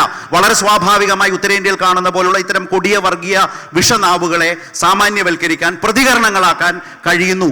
അതേസമയം കൗണ്ടർ പോയിന്റ് സമയം എത്രമാത്രം ചെലവഴിച്ചു? ഷാനി പറയും ചെയ്തിട്ടുണ്ട് എന്ന് പറയും. പക്ഷെ ഞാൻ ഉറപ്പിച്ചു പറയാം, പന്തളം അപകടകരമായ വെർഷനാണ് കേരളത്തിൽ. ശബരിമലയെ സംബന്ധിച്ച് വിശ്വാസത്തെയും വർഗീയതയും എങ്ങനെ അവതരിപ്പിക്കുന്നു എന്ന് പന്തളം ഒരു ലെസണായി. എത്രമാത്രം ആവേശത്തോടെ പമ്പയിലെ അയ്യപ്പ സംഗമത്തെക്കുറിച്ച് സാന്ദർഭികമായ എൻ്റെ സഹപ്രവർത്തകയാണ് ഷീജ ഇവിടെ ഷാനി പറഞ്ഞല്ലോ. ഞാനൊരു കാര്യം പറയാം, അത് നേരിട്ട് പോയി റിപ്പോർട്ട് ചെയ്ത ആളാണ് ഞാൻ. അന്ന് റിപ്പോർട്ട് ചെയ്ത് വൈകിട്ട് 8 മണിക്ക് പമ്പ ഇറങ്ങി വരുമ്പോൾ ആദ്യം കാണുന്നു ഒഴിഞ്ഞ കസേരകൾ എന്ന് പറഞ്ഞ ചില കാർഡുകൾ. അതിനെതിരെ അല്ലെങ്കിൽ അതിനു ബദലായി വളരെ ശക്തവും സത്യസന്ധവുമായ റീലുകളും വീഡിയോകളും കൊടുത്ത സ്ഥാപനത്തിൻ്റെ പേര് കൈരളി ന്യൂസ് എന്നാണ്. ഞാൻ ഉറപ്പിച്ചു പറയാം, ഷാനിയുടെ സഹപ്രവർത്തകനായിട്ടുള്ള എൻ്റെ കൂടെ സുഹൃത്ത് പറയാണ്, ഞാൻ മുമ്പിൽ നിന്നും പിറകിൽ നിന്നുമൊക്കെ കണ്ടപ്പോൾ ആളിൽ ഞാൻ അത്ഭുതപ്പെട്ടു പോയി. മുഖ്യമന്ത്രി പങ്കെടുത്ത്, തമിഴ്നാട്ടിലെ മന്ത്രിമാർ പങ്കെടുത്ത് 5000 പേർക്ക് ഇരിക്കാവുന്ന ആ വലിയ പന്തലിൽ ഈ പറഞ്ഞതുപോലെയുള്ള തരത്തിൽ ആളുകൾ ഇരിക്കുകയാണ്. 4000-ൽ പരം ആളുകൾ ഇരിക്കുകയാണ്. പിന്നെ നമ്മൾ കാണേണ്ട എന്താണ്? നിങ്ങളെല്ലാം കേരളത്തിൽ പല ഭാഗത്തു നിന്ന് വരുന്നവരല്ലേ? നമ്മൾ എത്ര സൗകര്യപ്രദമായ ഒരു അമ്പലത്തിൽ പോകുന്നു, ഒരു പരിപാടി പോകുന്നു, ഒരു കല്യാണത്തിന് പോകുന്നു, തിരിച്ച് നമ്മുടെ അങ്ങനെ പോകാൻ പറ്റിയ ഇടമാണോ പമ്പ? വരുന്ന ഓരോ മനുഷ്യനും അവൻ്റെ വരവിനും പോക്കിനും 2 ദിവസം ചെലവഴിക്കേണ്ട സ്ഥലമാണത്. വരവിനും പോക്കിനെ സംബന്ധിച്ച് കൃത്യം ധാരണ നടത്തി ബസ്സിൽ എത്രയോ സാധാരണ മനുഷ്യർ വന്നു, ഏതൊക്കെ നാടുകളിൽ നിന്ന്. അവരിത് കഴിഞ്ഞ് തിരിച്ചു പോകണമെങ്കിൽ ആ ചിന്തയോടെ വരാൻ കഴിയൂ. ഉച്ച കഴിഞ്ഞ് അവർക്ക് പോകേണ്ടതായിട്ട് വരും. പിന്നീട് നടന്ന സെഷനുകളാണ്. ആ സെഷനുകളിൽ താല്പര്യമുള്ള, അത് നമ്പർ വെച്ചല്ലേ പറഞ്ഞത്, ഒരു മാധ്യമം കൊടുത്തതാണ് പമ്പാ സംഗമത്തിൽ പങ്കെടുത്തത് 627 പേർ. എവിടെയാണ് കണക്ക് ശരിയാവുന്നത്? ഒരു സെഷനിൽ പങ്കെടുത്തത് 627 പേർ എന്ന് ദേവസ്വം മന്ത്രി പറയുമ്പോൾ അതിനെ ഒരു സംഗമത്തിൽ ആകെ പങ്കെടുത്തത് 627 പേർ എന്ന് പറഞ്ഞ് വാർത്ത കൊടുത്ത കേരളത്തിൽ മാധ്യമങ്ങളുണ്ട്. അതേ മന്ത്രി വാർത്താ സമ്മേളനം വിളിച്ച് പരിപാടി തീരും മുമ്പ് തന്നെ ഡെലിഗേഷൻ്റെ നമ്പർ വെച്ച് പറയുന്ന നിലയുണ്ടായി. എന്തുമാത്രം ചർച്ച ചെയ്തു? ഞാനതാണ് പറഞ്ഞത്, അപകടകരമായ പന്തളത്തെക്കുറിച്ച് ചർച്ച ചെയ്യാതിരിക്കുകയും ഇവിടെ വസ്തുതാവിരുദ്ധമായ കാര്യങ്ങൾ, അവിടെ വന്ന പല വീഡിയോകളും ഞാൻ അവിടെ ഉണ്ടായിരുന്നു, ഇതിനു മുമ്പുണ്ടായിരുന്നതാണ്. അതുപോലെ തന്നെ ഞാൻ ഈ പറഞ്ഞ പോലെ പ്രധാനപ്പെട്ട ഫംഗ്ഷൻ 12:30 കഴിഞ്ഞു. സംഘാടകർ പറഞ്ഞു 11:30 അവസാനിപ്പിച്ച് സെഷനിലേക്ക് പോകും. ആ ഉദ്ഘാടന സമ്മേളനം തീരുന്ന 12:30 ആ 12:30 കഴിഞ്ഞ് അവിടെ ഇരുന്ന ആളുകൾ പലരും പിന്നെ ഒന്ന് കാണണം, യുക്തി വെച്ചിട്ടാണ് പറയുന്നത്. പമ്പ വരെ പോകുന്ന മനുഷ്യർ ശബരിമലയ്ക്ക് പോവില്ലേ? പോവുമോ? പമ്പ വരെ വന്നു വിശ്വാസിയായിട്ടുള്ള ഒരാൾ, ഇതിൽ നിന്ന് സമയം കണ്ടെത്തി പോകില്ലേ? നമ്മൾ യുക്തിസഹമായിട്ട് ആലോചിച്ചാൽ മതി. ഇങ്ങനെയും സംഭവിച്ചിട്ടുണ്ട്. പക്ഷേ ആ പരിപാടിയുടെ ഏറ്റവും പ്രധാനപ്പെട്ട മാധ്യമങ്ങൾ റിപ്പോർട്ട് ചെയ്ത ഉദ്ഘാടന വേദി അതാണതിൽ ശബരിമല മാസ്റ്റർ പ്ലാൻ ഞങ്ങൾ ചെയ്തതും ചെയ്യേണ്ടതായിട്ടുള്ള കാര്യങ്ങളെ സംബന്ധിച്ച് കാഴ്ചപ്പാട് അവതരിപ്പിച്ച് അതിൻ്റെ മുഖ്യ പരിപാടിയായിട്ടുള്ള മുഖ്യമന്ത്രി അടക്കം പങ്കെടുത്ത ആ ഉദ്ഘാടന സെഷനിൽ 4000-ൽ പരം മനുഷ്യർ പങ്കെടുത്തിട്ട് അതിനെ ഏറ്റവും താല്പര്യക്കാർ മുമ്പ് പറഞ്ഞവർ ചെയ്യുന്നത് മനസ്സിലാക്കാം, ഓൺലൈൻ ചില മാധ്യമങ്ങൾ ചെയ്യുന്നത് മനസ്സിലാക്കാം. പക്ഷേ കേരളത്തിലെ മുഖ്യധാരാ മാധ്യമങ്ങൾ ഇപ്പോൾ ശ്രീ MV നികേഷ് കുമാർ പറഞ്ഞതുപോലെ മസ്തകത്തിന് അടിക്കണം എങ്കിൽ മസ്തകത്തിന് തന്നെ അടിക്കണം, പക്ഷെ തിരിച്ചു കിട്ടരുത്. പറയുന്നത് വസ്തുതാപരമായി ചെയ്യാൻ കഴിയും. ഞാൻ ഒരു 100 ഉദാഹരണം പറഞ്ഞു തരാം. നിങ്ങൾക്ക് ഓർമ്മയുണ്ടാവുമല്ലോ, ഓമനക്കുട്ടൻ എന്ന് പറഞ്ഞൊരു സാധാരണ പ്രവർത്തകൻ, ഓമനക്കുട്ടൻ്റെ മകളിന്ന് ഡോക്ടറാണ്. അയാളെ എത്ര വേഗമാണ് കേരളത്തിലെ മാധ്യമങ്ങൾ മോഷ്ടാവാക്കി ചിത്രീകരിച്ചത്? എത്ര പേര് മാപ്പ് പറഞ്ഞു? ഒന്നും തോന്നരുത്. മസ്തകത്തിന് അടിക്കുമ്പോൾ ഇങ്ങനെയാണോ അടിക്കേണ്ടത്? ശരത്, ആ ഓമനക്കുട്ടൻ മോഷ്ടാവല്ല എന്ന് ആദ്യം റിപ്പോർട്ട് ചെയ്ത മാധ്യമം ഏതാണ്? അല്ല, അങ്ങനെ ഓമനക്കുട്ടൻ മോഷ്ടാവല്ലെന്നും ഓമനക്കുട്ടൻ പൈസ ഒന്നും കട്ടെടുത്തിട്ടില്ലെന്നും ആദ്യമായി റിപ്പോർട്ട് ചെയ്ത് പുറത്തു കൊണ്ടുവന്ന മാധ്യമത്തിന്റെ പേര് ശരത്. ഞങ്ങൾ ആദ്യമായി റിപ്പോർട്ട് ചെയ്ത് ഏതാണെന്ന് ഞാൻ ചോദിച്ചു. അതിന് മുമ്പ് എന്താ കൊടുത്തത്? ഒന്നും കൊടുത്തിട്ടില്ല. മനോരമ ന്യൂസിന്റെ റിപ്പോർട്ടർ അവിടെ എത്തി ആദ്യമായി സംസാരിക്കുമ്പോഴാണ് വസ്തുതാപരമായി സംസാരിക്കുന്നത്. അതല്ലെന്ന് ഓമനക്കുട്ടൻ പറയരുത്. അല്ലല്ല, ഞാൻ പറഞ്ഞത് അല്ല, ഓമനക്കുട്ടൻ പറയും. ഞാൻ സംസാരിക്കുന്നത് മനോരമ എന്ത് കൊടുത്തു എന്ന് നോക്കിയിട്ടല്ല. കേരളത്തിലെ മാധ്യമങ്ങൾ പറയണം ഓമനക്കുട്ടനെ കേരളത്തിലെ മാധ്യമങ്ങൾ വാർത്തയെ സമീപിച്ച രീതി തെറ്റാണ്. സംശയമുണ്ടോ? ഞാൻ ഒരു മാധ്യമത്തിന്റെ പേരെടുത്തില്ല, പൊതുവായി കേരളത്തിന് അങ്ങനെ ഒരു കാഴ്ചപ്പാട്. 2, കേരളത്തിന്റെ ആരോഗ്യമന്ത്രിയുടെ ഓഫീസിൽ മന്ത്രിയുടെ PA കൈക്കൂലി വാങ്ങിച്ചു എന്നൊരു വാർത്ത നിങ്ങൾ കണ്ടില്ലേ? കണ്ടോ? അങ്ങനെ ഒരു വലിയ വാർത്ത വന്നു. മിനിറ്റുകൾക്കകം അല്ലെങ്കിൽ ഏതാണ്ട് ഒരു അരമണിക്കൂറിനകം ഇത് കളവായിരുന്നു എന്ന് കേരളത്തിൽ മാധ്യമം തന്നെ തെളിയിച്ചില്ലേ? തെളിവ് സഹിതം. അപ്പോൾ അടിക്കാൻ ഇറങ്ങുമ്പോൾ ഇങ്ങനെയാണോ അടിക്കേണ്ടതെന്നൊരു ചോദ്യമുണ്ട്. കളവായി കാര്യങ്ങൾ പറയുക. പ്രളയമല്ല, വലിയ ദുരന്തം സംഭവിച്ച വയനാടുമായി ബന്ധപ്പെട്ട് ഹൈക്കോടതിയിൽ കൊടുത്തൊരു അഫിഡവിറ്റിനെ കേരളത്തിലെ മാധ്യമങ്ങൾ എങ്ങനെയാണ് ചിത്രീകരിച്ചത്? പിന്നീട് മാപ്പ് പറയേണ്ടി വന്നോ? വസ്തുതാവിരുദ്ധമായി ആ അഫിഡവിറ്റിനെ സർക്കാർ അഭിഭാഷകരുമായി കൂടി അടക്കം ബന്ധപ്പെടുത്തി ഇങ്ങനൊരു അഫിഡവിറ്റ് കിട്ടിയിരിക്കുന്നു. എന്താണ് ഇതിൻ്റെ വസ്തുത, നിജസ്ഥിതി, നിങ്ങൾക്ക് എന്താണ്? അതല്ലേ മാധ്യമ രീതി.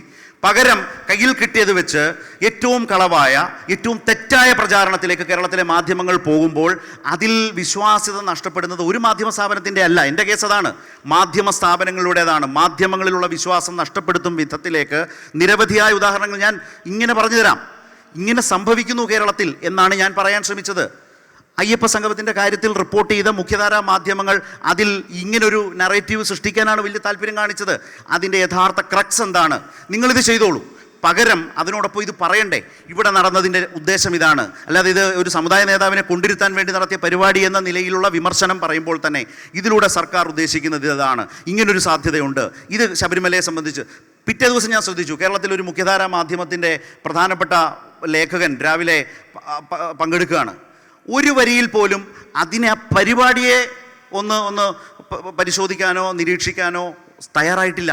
പകരം ഈ പറഞ്ഞ നറേറ്റീവ്, ഇപ്പോൾ NSS സഹകരിച്ചിട്ടുണ്ട്, പക്ഷേ കുറച്ചുകൂടി കാര്യങ്ങൾ നോക്കി ചിലപ്പോൾ ഒരു നിലപാട് മാറ്റിയേക്കും. അതെന്ത് പറച്ചില്ല?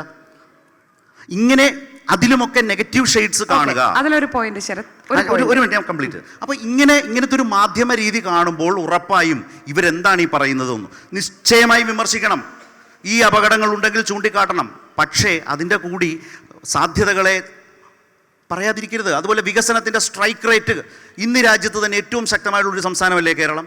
നമ്മളെയൊക്കെ ഏറ്റവും അഭിമാനകരമായി നമ്മുടെ ഒരു നാട്, നമ്മുടെ മാതൃഭൂമി എന്ന നിലയിൽ നമ്മൾ കാണുന്നല്ലേ കേരളം? ആ സ്ട്രൈക്ക് റേറ്റുള്ള കേരളത്തിലെ ഈ മാറ്റത്തെ എത്രമാത്രം അവതരിപ്പിക്കാൻ മാധ്യമങ്ങൾ ശ്രദ്ധിക്കുന്നുണ്ട്? അത് പുകഴ്ത്താനും ഒന്നും വേണ്ടിയല്ല ഞാൻ പറയുന്നത്. പക്ഷേ നമ്മുടെ റിപ്പോർട്ടുകളിൽ വരേണ്ടത് ശക്തമായി വരുന്നില്ല. ഏകപക്ഷീയമാണ്, പക്ഷപാതപരമാണ് എന്ന വലിയ വിമർശനം ഉദാഹരണ സഹിതം ആളുകൾ ചൂണ്ടിക്കാട്ടുന്നു എന്നേ ഞാൻ പറഞ്ഞുള്ളൂ. ഇപ്പോൾ ഈ പറഞ്ഞ ശക്തമായ വാദഗതികൾ ഉയർന്ന വിഷയങ്ങൾ മാധ്യമങ്ങൾ ഒരു തരത്തിലും അവധി കൊടുത്ത് മാറ്റി നിർത്തിയിട്ടില്ല, ഷാനി ഉദാഹരിച്ച വിഷയങ്ങൾ. പക്ഷേ അതോടൊപ്പം തന്നെ കാണേണ്ട വിഷയങ്ങളിൽ സൗകര്യപൂർവ്വം ഒഴിവാക്കി നിർത്തപ്പെടുന്ന ഒരു എഡിറ്റോറിയൽ പരിഗണന കേരളത്തിൽ പുരോഗമന വിരുദ്ധമായി, ഇടതുപക്ഷ വിരുദ്ധമായി കേരളത്തിൽ ഉണ്ട് എന്നുള്ളതിന് ഒരു ബോധ്യപ്പെടുന്ന വസ്തുതയാണ്. അത് തിരുത്താൻ കുറെ കൂടി ശരിയായ നിലയ്ക്ക് തിരുത്താൻ, അതൊരു ആനുകൂല്യമൊന്നുമല്ല, ശരിയായ നിലയിൽ ചെയ്യാൻ മാധ്യമങ്ങൾ കുറെ കൂടി സന്നദ്ധമാവേണ്ടതുണ്ട് എന്നാണ് എനിക്കെൻ്റെ അനുഭവത്തിൽ നിന്ന്. ഉദാഹരണ സഹിതമാണ്, ഞാൻ വെറുതെ പറഞ്ഞു പോയതല്ല. ഈ പറഞ്ഞ ഒരു ഉദാഹരണത്തിൽ പോലും നിങ്ങൾക്ക് ആർക്കെങ്കിലും യോജിക്കാൻ കഴിയുന്നതുമല്ല. ഒറ്റ കാര്യം, ഈ അയ്യപ്പ സംഗമം ഉണ്ടല്ലോ, സർക്കാർ സംഘടിപ്പിച്ച അയ്യപ്പ സംഗമത്തിനെ മാധ്യമങ്ങൾ റിപ്പോർട്ട് ചെയ്തത് ശരിയായ രീതിയിലല്ല എന്ന് എനിക്കും അഭിപ്രായമുണ്ട്. എന്ന് വെച്ചാൽ താങ്ക് യു പറയുന്നതിന് മുഴുവൻ കേൾക്കണം. അതായത് കേരളത്തിലെ ജനങ്ങൾ ശബരിമലയുടെ പേരിൽ കേരളത്തിൽ വലിയ സംഘർഷം ഉണ്ടാക്കി. സംഘപരിവാറിന് അങ്ങനെ ഒരു സംഘർഷം ഉണ്ടാക്കാൻ സാധ്യമായ പരിസരം ഉണ്ടാക്കി കൊടുത്തത് ആരാണ്, എന്തിനാണ്, ഏത് വഴിയിലാണെന്ന് മനസ്സിലാക്കാൻ മാത്രം ബോധമുള്ളവരാണ് മലയാളികൾ എന്ന് ഞാൻ വിചാരിക്കുന്നത്. ഓക്കെ, അപ്പോൾ ആ അയ്യപ്പ അത് കഴിഞ്ഞിട്ട് ലോക്സഭാ തെരഞ്ഞെടുപ്പ് നടന്നു, അതും കഴിഞ്ഞു. കേരളത്തിൽ നിയമസഭാ തെരഞ്ഞെടുപ്പ് വന്നു. കേരളത്തിലെ ജനങ്ങൾ ആ ട്രാപ്പിൽ വീണില്ല എന്ന് തെളിയിച്ചു. അതിനുശേഷം സർക്കാർ ഒരു അയ്യപ്പ സംഗമം കൊണ്ടുവരികയാണ്. എന്താണ് ഉദ്ദേശം? ശബരിമലയിലെ വികസനം ചർച്ച ചെയ്യാനാണ്. അത് കേട്ട് അതാ പറഞ്ഞത് വിഴുങ്ങി അവിടെ ചെന്ന് വികസനം ചർച്ച ചെയ്യാൻ കൂട്ടുനിന്ന മാധ്യമങ്ങളോട് എനിക്ക് സത്യമായും നല്ല വിമർശനമുണ്ട്. അവിടെ സർക്കാർ ഇടപെട്ട് ഇപ്പം അയ്യപ്പ സംഗമം സംഘടിപ്പിക്കുന്നത് എന്തിനാണെന്ന് അതിൻ്റെ രാഷ്ട്രീയം പറഞ്ഞിട്ടല്ല കേരളത്തിലെ മാധ്യമങ്ങൾ ചർച്ച ചെയ്തത്. സർക്കാരിൻ്റെ ദുഷ്ടലാക്ക് ചർച്ച ചെയ്യാതെയാണ് കേരളത്തിലെ മാധ്യമങ്ങൾ അതിനെ സമീപിച്ചതെന്ന് എനിക്ക് ശക്തമായ വിമർശനമുണ്ട്. ഏറ്റവും ഒടുവിൽ ശരത്ത് പറഞ്ഞു പുരോഗമന വിരുദ്ധമായ നിലപാട് കേരളത്തിലെ മാധ്യമങ്ങൾ സ്വീകരിക്കുന്നു എന്ന്. NSS കഴിഞ്ഞ ദിവസം പറഞ്ഞത് സർക്കാർ ശബരിമലയിൽ തെറ്റ് തിരുത്തി, അതുകൊണ്ടാണ് ഞങ്ങളിപ്പോൾ സർക്കാരുമായി സഹകരിക്കുന്നതെന്നാണ്. എന്താണ് തെറ്റ് ശരത്? പുരോഗമന വിരുദ്ധം എന്നാണ് ശരത്ത് ഉപയോഗിച്ച വാക്ക്. അതായത് ശബരിമലയിൽ യുവതീ പ്രവേശം ആകാം എന്ന നിലപാട് സർക്കാർ തിരുത്തി എന്ന് NSS അവകാശപ്പെടുകയാണ്. ഓക്കെ, കേരളത്തിലെ ഒരു CPM നേതാവും മുഖ്യമന്ത്രിയോ പാർട്ടിയോ സർക്കാരോ ആരും തിരുത്തിയിട്ടില്ല. NSS പറയുന്നതാണ് ഇപ്പോൾ സർക്കാരിൻ്റെ നിലപാട്. ഓക്കെ, യുവതീ പ്രവേശ നിലപാട് ശരിയല്ല എന്ന് സർക്കാർ ആ തെറ്റ് മനസ്സിലാക്കി തിരുത്തി എന്ന് NSS അവകാശപ്പെടുകയാണ്. പുരോഗമനം ഏതായിരുന്നു കേരളത്തിൻ്റെ പുരോഗമനം? കേരളത്തിലെ സ്ത്രീകളുടെ മുന്നിൽ നേരത്തെ പറഞ്ഞില്ലേ, നവോത്ഥാനം ഉണ്ടാക്കാൻ വേണ്ടി പോയപ്പോഴാണ് അന്നാണ് SNDP ജനറൽ സെക്രട്ടറിയെ കൂടെ കൂട്ടിയതെന്ന് പറഞ്ഞല്ലോ. എന്നിട്ട് ആ നവോത്ഥാനത്തിന് എന്ത് സംഭവിച്ചു? കേരളത്തിലെ സ്ത്രീകളുടെ മുന്നിൽ അന്ന് പറഞ്ഞ 4 വോട്ടിന് വേണ്ടി വാക്ക് മാറ്റില്ല എന്ന് പറഞ്ഞിട്ട് എന്ത് സംഭവിച്ചു? ഏത് തെറ്റാണ് സർക്കാർ തിരുത്തിയത്? ഏത് പുരോഗമനത്തെക്കുറിച്ചാണ് ഇപ്പോൾ നമ്മൾ സംസാരിക്കുന്നത്? ഇതാണ് പുരോഗമനം. എനിക്ക് ശരിക്കും കേരളത്തിലെ മാധ്യമങ്ങൾ ഒരു വികസന സെമിനാർ കാണുന്ന അത്രയും ഉദാസീനമായി അയ്യപ്പ സംഗമം പോയി അതിൻ്റെ രാഷ്ട്രീയം ചർച്ച ചെയ്യാതെ അവിടെ കണ്ട ആളുകളുടെ എണ്ണം എടുത്ത് പോകുന്നു. എനിക്ക് ശരിക്കും വിമർശനമുണ്ട്. ഞാൻ അതിനോട് യോജിക്കുന്നു. ഇതിന്റെ രണ്ട് ഭാഗങ്ങൾ, ഒരു നിമിഷം. ഇതിന്റെ രണ്ട് ഭാഗം, ഇപ്പൊ ഷാനി പറഞ്ഞ ഏത് വിഷയത്തിനും മാധ്യമ പ്രവർത്തകരും മാധ്യമ സ്ഥാപനങ്ങൾ എന്ന നിലയിൽ ഈ രണ്ട് വിഷയത്തെയും സമീപിക്കാം. ഷാനി പറഞ്ഞ പോലെയല്ല, നിങ്ങളൊക്കെ പ്രേക്ഷകരും കൂടിയാണല്ലോ. കേരളത്തിലെ മാധ്യമങ്ങൾ ഇപ്പോൾ ഷാനി പറഞ്ഞ ഈ ഒരു ഭാഗത്തേക്ക് മാത്രമാണ് ശ്രദ്ധിച്ചത്, അതിൽ നിന്നുണ്ടാക്കാൻ സാധ്യതയുള്ള വിവാദങ്ങളിലേക്ക് മാത്രമാണ് ശ്രദ്ധിച്ചതെന്നുള്ളത് തന്നെയാണ് എൻ്റെ കേസ്. അതേസമയം ശബരിമലയുമായി ബന്ധപ്പെട്ട് ഒരു ആഗോള തീർത്ഥാടന കേന്ദ്രമാകാം, ലോകമെമ്പാടും പരന്നു കിടക്കുന്ന അയ്യപ്പ ഭക്തരുണ്ട്, അതിൻ്റെ ഒരു ആഗോള സാധ്യതയുണ്ട്. ഇതാ അവിടെ വിമാനത്താവളം വരാൻ പോകുന്നു, അവിടെ റെയിൽവേ ശബരിപാത മുടങ്ങിക്കിടന്ന് വരാൻ പോകുന്നു, റോപ്പ് വേ പദ്ധതി വരാൻ പോകുന്നു, ക്രൗഡ് മാനേജ്മെൻറ്റ് എന്ന് വെച്ചാൽ അയ്യപ്പന്മാരടക്കം വരുന്ന ഓരോ മണ്ഡലകാലവും അവിടെ ഒരു ശകലം മാറിയാൽ എന്തെങ്കിലും തിരക്ക് വന്നാൽ എങ്ങനെയാണ് കേരളത്തിലെ മാധ്യമങ്ങൾ അതിനെ സമീപിക്കുന്നത്? അപ്പോൾ ഇത്തരം സാഹചര്യങ്ങളെ കണ്ടുകൊണ്ട് അത് പരിഷ്കരിക്കാനും മാറ്റം വരുത്താനും വേണ്ടിയിട്ടുള്ള വളരെ മൂർത്തമായ ക്രിയാത്മകമായ ചർച്ചകൾ നടക്കുമ്പോൾ അതിനെ വിമർശനപരമായി സമീപിച്ചോട്ടെ. അതിന് എത്രമാത്രം സ്പേസ് കേരളത്തിലെ മാധ്യമങ്ങൾ കൊടുത്തു? പകരം മുമ്പ് പറഞ്ഞ ഷാനി തന്നെ ഉദാഹരിച്ച വിഷയങ്ങളിൽ മാത്രമാണ് ആ ഡിബേറ്റ് വേണ്ട എന്നല്ല മാധ്യമപ്രവർത്തകൻ എന്ന നിലയിൽ ഞാൻ പറഞ്ഞു. ആ ഡിബേറ്റിനൊപ്പം ഈ പറഞ്ഞ കാര്യങ്ങൾ എന്തായിരുന്നു ആ പരിപാടിയുടെ ലക്ഷ്യം, ഇങ്ങനെയാണ് ഇവരുടെ ലക്ഷ്യം, ഈ സർക്കാരിൻ്റെ ലക്ഷ്യം എന്ന് മാധ്യമപ്രവർത്തകരും സമൂഹത്തിലെ ഒരു വിഭാഗം ആളുകളും ധരിക്കുകയാണ്. നമ്മുടെ നിരീക്ഷണമാണ്, തെറ്റല്ല. ഈ സർക്കാർ ലക്ഷ്യം ഒരു താല്പര്യത്തോടു കൂടി ചെയ്യുന്നതാണ്. അങ്ങനെ ചിന്തിക്കാനും വിമർശിക്കാനും നല്ല അവകാശമുണ്ട്.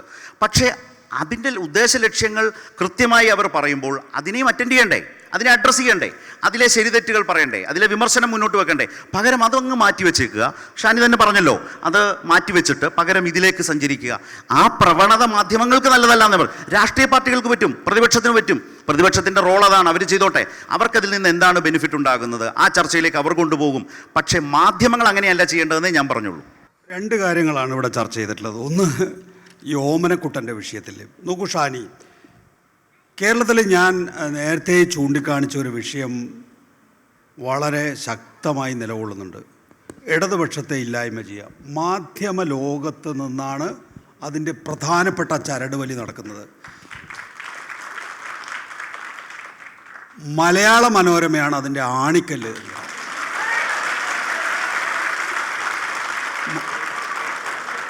അത് ഇന്നും ഇന്നലെയും തുടങ്ങിയ കാര്യങ്ങളല്ല. കെ മാത്യുവിൻ്റെ 8ാമത്തെ മോതിരം എന്ന് പറയുന്ന ഒരു ആത്മകഥയുണ്ട്. ഞാൻ ഈ ആത്മകഥ വായിച്ച് ഞാൻ കെ മാത്യുവിനെ ഇൻ്റർവ്യൂ ചെയ്തിട്ടുള്ളതാണ് ഇന്ത്യ വിഷന് വേണ്ടിയിട്ട്. അതിനകത്ത് മാമൻ മാപ്പിള എന്ന് പറയുന്ന മലയാള മനോരമയുടെ സ്ഥാപകൻ അദ്ദേഹത്തിൻ്റെ മൂത്ത മകനായ, അതായത് മാമൻ മാപ്പിള ആ സ്ഥാപനം കൈമാറേണ്ട KM ചെറിയാനോട് പറഞ്ഞു കൊടുക്കുന്നുണ്ട് എന്തായിരിക്കണം മലയാള മനോരമയുടെ ഭാവി രാഷ്ട്രീയമെന്ന്.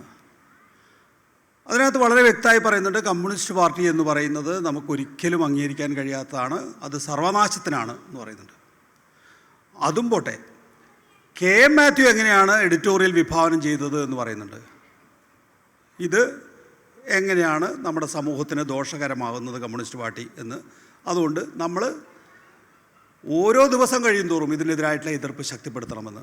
പുസ്തകത്തിലുള്ള വാചകങ്ങളാണല്ലോ, മാമൻ മാപ്പിള പറഞ്ഞതാണല്ലോ, KM ചെറിയാനോട് പങ്കുവെച്ചതാണല്ലോ, KM മാത്യു അത് സ്ഥിരീകരിച്ചതാണല്ലോ അദ്ദേഹത്തിൻ്റെ പുസ്തകത്തിൽ എഴുതിയ. ഞാൻ അതല്ല ഇപ്പോൾ പറയാൻ പോകുന്നത്. അപ്പോൾ കേരളത്തിലെ മാധ്യമങ്ങളെ സംബന്ധിച്ചിടത്തോളം ഇടതുപക്ഷം ഉണ്ടാകാൻ പാടില്ല എന്നത് സംബന്ധിച്ച് കൃത്യമായ ആസൂത്രണത്തോടുകൂടിയുള്ള പദ്ധതി നടപ്പാക്കുന്നതിനുള്ള ഉത്തരവാദിത്തമാണ് ഏറ്റെടുത്തിരിക്കുന്നത്. അതിൻ്റെ ആണിക്കല്ലാണ് മലയാള മനോരമ എന്ന് ഞാൻ നേരത്തെ പറഞ്ഞു. നോക്കൂ, നേരത്തെ ഓമനക്കുട്ടൻ്റെ കാര്യം പറഞ്ഞു. ശരിയായിരിക്കാം, ഷാനിയുടെ മനോരമ ന്യൂസ് എന്ന് പറയുന്ന മാധ്യമമായിരിക്കാം ഓമനക്കുട്ടൻ കുറ്റം ചെയ്തിട്ടില്ല, ഓമനക്കുട്ടൻ ഓട്ടോറിക്ഷയ്ക്ക് വേണ്ടി 20 ഉറുപ്പ്യ മേടിച്ചതാണ് എന്ന് റിപ്പോർട്ട് ചെയ്തിട്ടുണ്ടാവുക.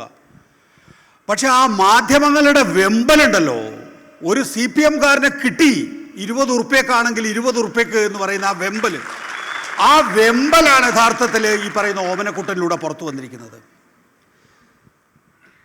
ശരത്ത് ഇവിടെ പറഞ്ഞല്ലോ, ഏറ്റവും ഒടുവിൽ നമ്മുടെ നാട്ടിൽ നടന്നിട്ടുള്ള ദുരന്തം എന്താ? വയനാട്ടിലെ മുണ്ടക്കൈ ചൂരൽമല ദുരന്തത്തെ തുടർന്ന് കോൺഗ്രസ് പാർട്ടി 2 വട്ടം പിരിച്ചു. 2 വട്ടം 138 ചലഞ്ച്, 139 ചലഞ്ച്. 1 ഉറുപ്പ്യ ട്രഷറിയിൽ വന്നോ? 1 ഉറുപ്പ്യ ഈ പറയുന്ന മുണ്ടക്കൈ ചൂരൽമല ദുരന്തത്തിൽ ദുരിതബാധിതരായിട്ടുള്ള ആർക്കെങ്കിലും കൊടുത്തോ? ഈ ഡിസംബറിൽ ടൗൺഷിപ്പ് വരാൻ പോവാണ് സംസ്ഥാന സർക്കാരിൻ്റെ. യൂത്ത് കോൺഗ്രസ് 6 ലക്ഷം ഉറുപ്പ്യ വെച്ചിട്ട് ഓരോ മണ്ഡലം കമ്മിറ്റിയോടും പിരിക്കാൻ പറഞ്ഞു. പിരിക്കാത്ത മണ്ഡലം കമ്മിറ്റിയെ സസ്പെൻഡ് ചെയ്യുമെന്നാണ് അന്നത്തെ യൂത്ത് കോൺഗ്രസിൻ്റെ സംസ്ഥാന പ്രസിഡന്റ് രാഹുൽ മാങ്കൂട്ടത്തിൽ പറഞ്ഞത്. ആകെ 7 or 8 മണ്ഡലം കമ്മിറ്റിയെ മാത്രമാണ് സസ്പെൻഡ് ചെയ്തിട്ടുള്ളത്. അപ്പോൾ 131, 132 മണ്ഡലം കമ്മിറ്റികൾ 6 ലക്ഷം രൂപ കൊടുത്തിട്ടുണ്ടെന്ന് വേണം അനുമാനിക്കാൻ. കിട്ടിയത് 80 ലക്ഷം രൂപ. അതെവിടെ കൊടുത്തു? ഞങ്ങൾക്ക് കോൺഗ്രസ്സിന് കൊടുക്കുമെന്ന് പറഞ്ഞു എന്ന് മാത്രമേ ഉള്ളൂ. 138 K Sudhakaran, 138, 139 K Sudhakaran KPC president സ്ഥാനം ഒഴിഞ്ഞപ്പോൾ പോയി. അതുപോലെ രാഹുൽ മാങ്കൂട്ടത്തിൽ പോയപ്പം ഈ 80 ലക്ഷം ഉണ്ടോ ഇല്ലയോ എന്നുള്ള കാര്യത്തെക്കുറിച്ചൊരു വ്യക്തതയില്ല. യൂത്ത് ലീഗിൻ്റെയും കാര്യം ഞാൻ പറയേണ്ടതില്ല. യൂത്ത് ലീഗ് പിരിച്ച പൈസ എത്രയാണെന്നുള്ള കാര്യം നമുക്ക് നല്ല വ്യക്തമായിട്ട് അറിയാം. അത് ആപ്പിലുണ്ട്. ആ പൈസയൊന്നും ഗുണഭോക്താവിലെത്തില്ല എന്ന് ഉറപ്പാണ്. ഒരു തോട്ടം ഉടമക്ക് അത് പങ്കുവെക്കുന്നതിലൂടെ ആ പൈസ ആരിലേക്കായിരിക്കും തിരിച്ചു വന്നിട്ടുണ്ടാവുക എന്ന് നമുക്ക്. DYFI-കാരൻ 100 വീടിനാണ് പണം കൊടുത്തത്. 100 വീടിന്. CPM-കാരൻ QR കോഡും കൊണ്ട് ഓരോ വീട്ടിലും സഞ്ചരിച്ചു. എന്നിട്ട് ആ QR കോഡ് വെച്ചിട്ട് മുഖ്യമന്ത്രിയുടെ ദുരിതാശ്വാസ നിധിയിലേക്ക് പണം കൊടുത്തു. ഞാൻ പറയുന്നത് ഇതൊരു ക്യാരക്ടറാണ്. ഓരോ രാഷ്ട്രീയ പാർട്ടിയുടെയും ക്യാരക്ടറാണ്. ഇപ്പുറത്ത് ലീഗും കോൺഗ്രസും യൂത്ത് ലീഗും പിരിച്ച പണം ഒരൊറ്റ പൈസ ഗുണഭോക്താവിലെത്തുന്നില്ല, ട്രഷറിയിലെത്തുന്നില്ല. ഇപ്പുറത്ത് ട്രഷറിയിലും എത്തി, ഗുണഭോക്താവിലും എത്തി എന്നുള്ളതാണ്. ആരെങ്കിലും ചർച്ച ചെയ്യുന്നുണ്ടോ? പോട്ടെ, പ്രതിപക്ഷ നേതാവ് എല്ലാ ദിവസവും മാധ്യമങ്ങളുടെ മുമ്പിൽ വരുന്നുണ്ടല്ലോ. കേരളത്തിലെ ഏതെങ്കിലും മാധ്യമ പ്രവർത്തനം ചോദിച്ചോ നിങ്ങൾക്ക് 138, 139 ചലഞ്ചിലൂടെ കിട്ടിയ പണം എത്ര? അത്രമാത്രം പറഞ്ഞാൽ മതി. അതിൻ്റെ തുകയൊന്നും അത് വിനിയോഗിക്കുകയോ ഇല്ലയോ എന്നൊന്നും പറയണ്ട. എത്ര പണം കിട്ടിയെന്ന് ചോദിക്കാൻ ആർക്കെങ്കിലും ധൈര്യമുണ്ടോ? അല്ലെങ്കിൽ ഒത്തുകളിയല്ലേ എത്ര കിട്ടി എന്നുള്ളത്? അപ്പോൾ 20 ഉറുപ്പ്യ പിരിച്ചു എന്ന് പറയുന്ന ഓമനക്കുട്ടൻ്റെ കാര്യത്തിനകത്ത് ജാഗ്രത. അതേസമയം കോടികൾ പുട്ടിടിക്കുന്ന ഇപ്പുറത്ത് അലംഭാവം. അതാണ് ഇന്നത്തെ മാധ്യമ പ്രവർത്തനം എന്ന് പറയുന്നത്.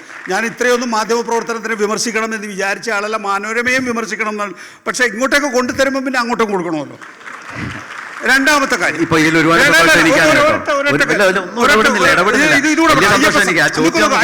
വളരെ പ്രധാനപ്പെട്ട പോയിട്ടുണ്ട്. അയ്യപ്പ സംഗമത്തിനെ കുറിച്ചും ഷാനി പറഞ്ഞു. അയ്യപ്പ സംഗമം എന്തിനാണ് സംഘടിപ്പിക്കുന്നത്?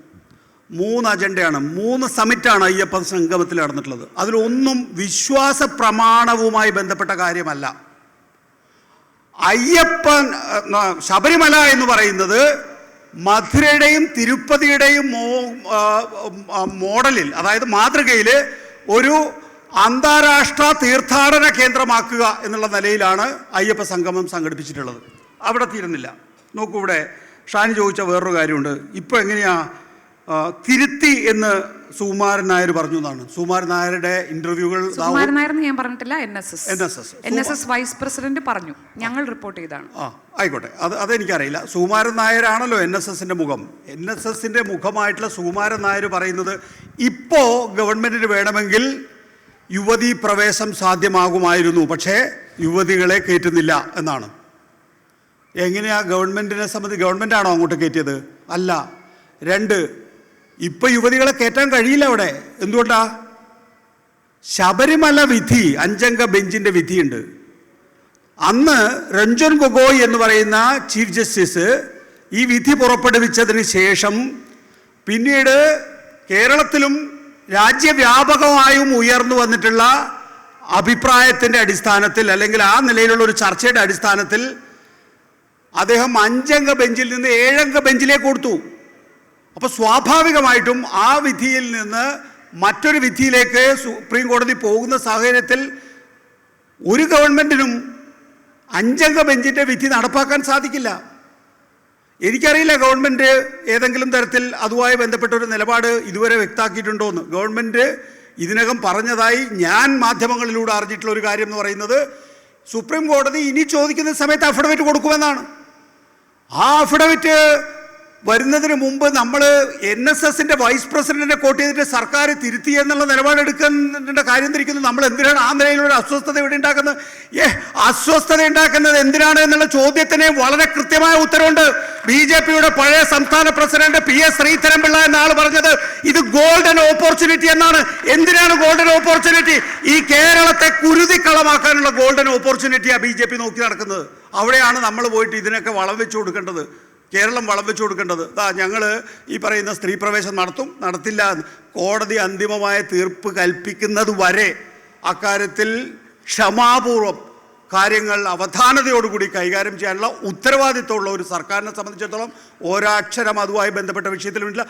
അതിനു വേണ്ടിയിട്ടല്ല അയ്യപ്പ സംഗമം എന്ന് പറയുന്നത്. അതിന് മറുപടി പറയണമല്ലോ.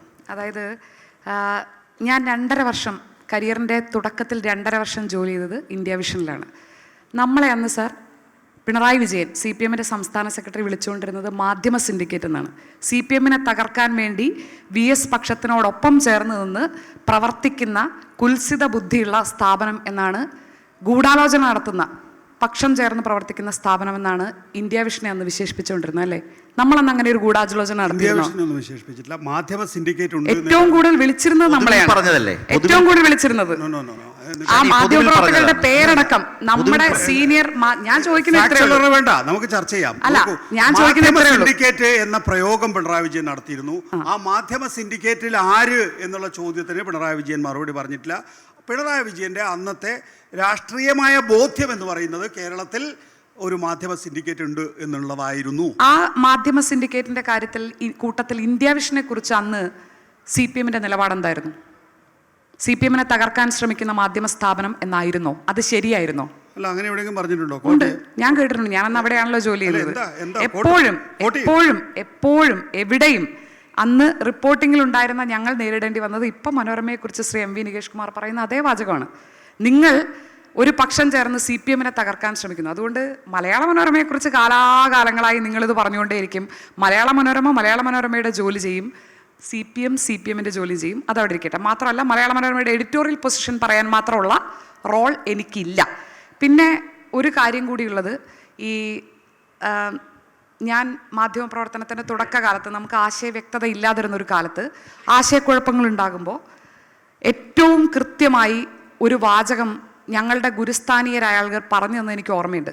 സർക്കാരിനെ അനുകൂലിക്കാനും സർക്കാരിന് വേണ്ടി വാർത്തകൾ എഴുതാനും സർക്കാരിൻ്റെ വികസന പ്രവർത്തനങ്ങൾ പ്രചരിപ്പിക്കാനും ജനങ്ങളുടെ പണം കൊടുത്ത് നടത്തുന്ന ഒരു ഡിപ്പാർട്ട്മെൻറ്റ് ഇവിടെയുണ്ട്. അത് PR ഡിപ്പാർട്ട്മെൻറ്റാണ്. മാധ്യമങ്ങളുടെ പണി അതല്ല.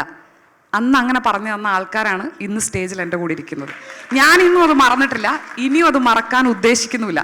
സർക്കാരിൻ്റെ പ്രചാരണം നടത്തണമെങ്കിൽ സർക്കാരിൻ്റെ നമ്മുടെ പണം എടുത്തിട്ട് PR ഡിപ്പാർട്ട്മെൻറ്റ് വഴി നടത്തും.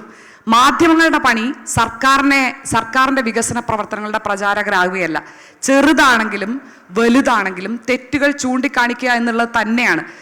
ദേശീയ തലത്തിൽ മാധ്യമങ്ങൾ മോദി സർക്കാരിനെ അനുകൂലിച്ച് വാഴ്ത്തുപാട്ടുകളുമായിട്ട് നടക്കുമ്പോൾ ഗോദി മീഡിയ എന്ന് ആക്ഷേപിക്കുന്നവർക്ക് കേരളത്തിലെ പിണറായി സർക്കാരിനെ എന്തുകൊണ്ടാണ് കുറച്ചുകൂടി മാധ്യമങ്ങൾക്ക് പുകഴ്ത്തിക്കൂടെ എന്ന് ചോദിക്കാൻ തോന്നുന്നുണ്ടെങ്കിൽ അത് ചോദിക്കുന്നവരുടെ പ്രശ്നമാണ്, കേരളത്തിലെ മാധ്യമങ്ങളുടെ പ്രശ്നമല്ല. പ്രതിപക്ഷ റോളിൽ തന്നെയാണ് മാധ്യമങ്ങൾ പ്രവർത്തിക്കേണ്ടത് എന്ന കാര്യത്തിൽ എനിക്ക് തർക്കമൊന്നുമില്ല. അതിനാകാം. പിണറായി വിജയൻ ഇന്ത്യ വിഷൻ അടക്കമുള്ള മാധ്യമങ്ങളെ വിമർശിച്ചിട്ടുണ്ട് എന്നുള്ള കാര്യത്തിൽ തർക്കമില്ല. സ്വാഭാവികമായി ഇന്ത്യ വിഷൻ ചെയ്യേണ്ട കാര്യങ്ങൾ ഇന്ത്യ വിഷൻ ചെയ്തു. അതുപോലെ പിണറായി വിജയൻ ഒരു രാഷ്ട്രീയ നേതാവ് എന്നുള്ള നിലയിൽ അദ്ദേഹത്തിൻ്റെതായിട്ടുള്ള പ്രതികരണം ആ നിലയിൽ വന്നിട്ടുണ്ടാവും. അതിനകത്ത് തർക്കമൊന്നുമില്ല. അല്ല, സൗഹൃദാന്തരീക്ഷത്തിലൊന്നും ആയിരുന്നില്ല ഇന്ത്യ വിഷനും പിണറായി വിജയനും എന്ന കാര്യത്തിൽ എനിക്ക് ഇപ്പോഴും ഓർമ്മയുള്ള കാര്യങ്ങൾ വെച്ച് എനിക്ക് പറയാനും കഴിയും. അതാണോ ഷാനി ഇപ്പോൾ നടക്കുന്നത്? അതാണോ ഇപ്പോൾ കേരളത്തിലെ മാധ്യമങ്ങൾ നടക്കുന്നത്? ഞാൻ നോക്കൂ, നിങ്ങൾക്ക് ഷാജൻ സ്കറിയ ആരാണ്? ഷാജൻ സ്കറിയ എന്ന് പറയുന്നത് ഒരു ക്രിസംഗി സ്വഭാവമുള്ള ആളാണല്ലേ. ഈ ക്രിസംഗി സ്വഭാവമുള്ള ആൾക്കും ജമാഅത്തെ ഇസ്ലാമിയുടെ മാധ്യമം അല്ലെങ്കിൽ മീഡിയ വണ്ണിനും മലയാള മനോരമയ്ക്കും ഒരു വേദിയിൽ എങ്ങനെ നിൽക്കാൻ പറ്റുന്നു? എങ്ങനെ നിൽക്കാൻ പറ്റുന്നു? ഒരേ രാഷ്ട്രീയം എങ്ങനെ പറയാൻ കഴിയുന്നു? അവരുടെ എല്ലാം ശത്രു, പൊതുശത്രു പിണറായി വിജയൻ ആകുന്നത് എങ്ങനെ? CPIM ആകുന്നത് എങ്ങനെ? ഇടതുപക്ഷം ആകുന്നത് എങ്ങനെ? നാളെ ഇവിടെ ഇടതുപക്ഷം ഇല്ലാതായാൽ മാത്രമേ ഇവർക്കെല്ലാം തന്നെയും പരസ്പരം ഏറ്റുമുട്ടി വളരാൻ സാധിക്കുള്ളൂ. ആ വളർച്ചയ്ക്ക് വേണ്ടിയിട്ടാണ് അവർ ഇന്ന് ഇടതുപക്ഷം, അതാണ് നേരത്തെ ബംഗാളിൻ്റെ ഉദാഹരണം പറഞ്ഞത്. അവിടെ ഇടതുപക്ഷം ഇല്ലാതാകുന്ന ഒരു ഘട്ടം വരുമ്പോഴേക്കും ഇവർക്ക് പരസ്പരം ഏറ്റുമുട്ടാം. 4ഉം 5ഉം കേന്ദ്രീകൃത വർഗീയ കലാപമാണ്, വികേന്ദ്രീകൃത വർഗീയ കലാപങ്ങൾ വേറെ. അപ്പോൾ ആ നിലയിലൊരു സാഹചര്യം ഉണ്ടാക്കിയെടുക്കാനുള്ള രീതിയിൽ മാധ്യമങ്ങളെല്ലാം തന്നെയും CPM-നെതിരെയും ഇടതുപക്ഷത്തിനെതിരെയും വാർത്ത കൊടുക്കുമ്പോൾ സ്വാഭാവികമായും അതിനെതിരെ വിമർശനം ഉണ്ടാവും. അത്രേ ഉള്ളൂ. പിന്നെ മലയാള മനോരമയുടെയും ഇന്ത്യ വിഷനെയും പിന്നെ താരതമ്യം ചെയ്യല്ലേ. മലയാള മനോരമ, എനിക്ക് ആ പുസ്തകം വന്നാൽ ഞാനിപ്പോൾ എൻ്റെ ഫോണിലുണ്ടെന്നാണ് എൻ്റെ ഓർമ്മ. വളരെ വ്യക്തതയോടുകൂടി ആരാ പറഞ്ഞിരിക്കുന്നത്? അതിൻ്റെ സ്ഥാപകൻ, അതിന് പിന്നീട് പത്രം ഏൽപ്പിച്ച ആൾ, പിന്നീട് പത്രം മുന്നോട്ട് കൊണ്ടുപോയി പ്രൊഫഷണലായി ആ പത്രത്തെ നയിച്ച ആൾ വളരെ വ്യക്തതയോട് കമ്മ്യൂണിസ്റ്റ് പാർട്ടി എന്താണ്, കമ്മ്യൂണിസ്റ്റ് പാർട്ടി ഈ നാട്ടിൽ നിന്ന് ഉന്മൂലനം ചെയ്യപ്പെടേണ്ടതിൻ്റെ ആവശ്യകത എന്താണെന്ന് എഴുതി വച്ചിരിക്കുകയാണ്. പറഞ്ഞതല്ല, എഴുതി വച്ചിരിക്കുകയാണ്. സുചിന്തിതമായ അഭിപ്രായം എന്നാണ് ശ്രീ KM മാത്യു 8ാമത്തെ മോതിരത്തിൽ കമ്മ്യൂണിസ്റ്റ് പാർട്ടിയെ ഉന്മൂലനം ചെയ്യേണ്ടതിൻ്റെ ആവശ്യകതയെക്കുറിച്ച് വിശദമാക്കുന്നത്. ഇന്ത്യ വിഷനിൽ ഒരു CPM-ൻ്റെ വിഭാഗീയ കാലഘട്ടത്തിൽ ആ വിഭാഗീയത റിപ്പോർട്ട് ചെയ്യുമ്പോൾ അതിൻ്റെ നേതൃത്വം സ്വാഭാവികമായും വിമർശിക്കുന്ന പോലെയാണോ ഈ രണ്ട് കാര്യങ്ങൾ?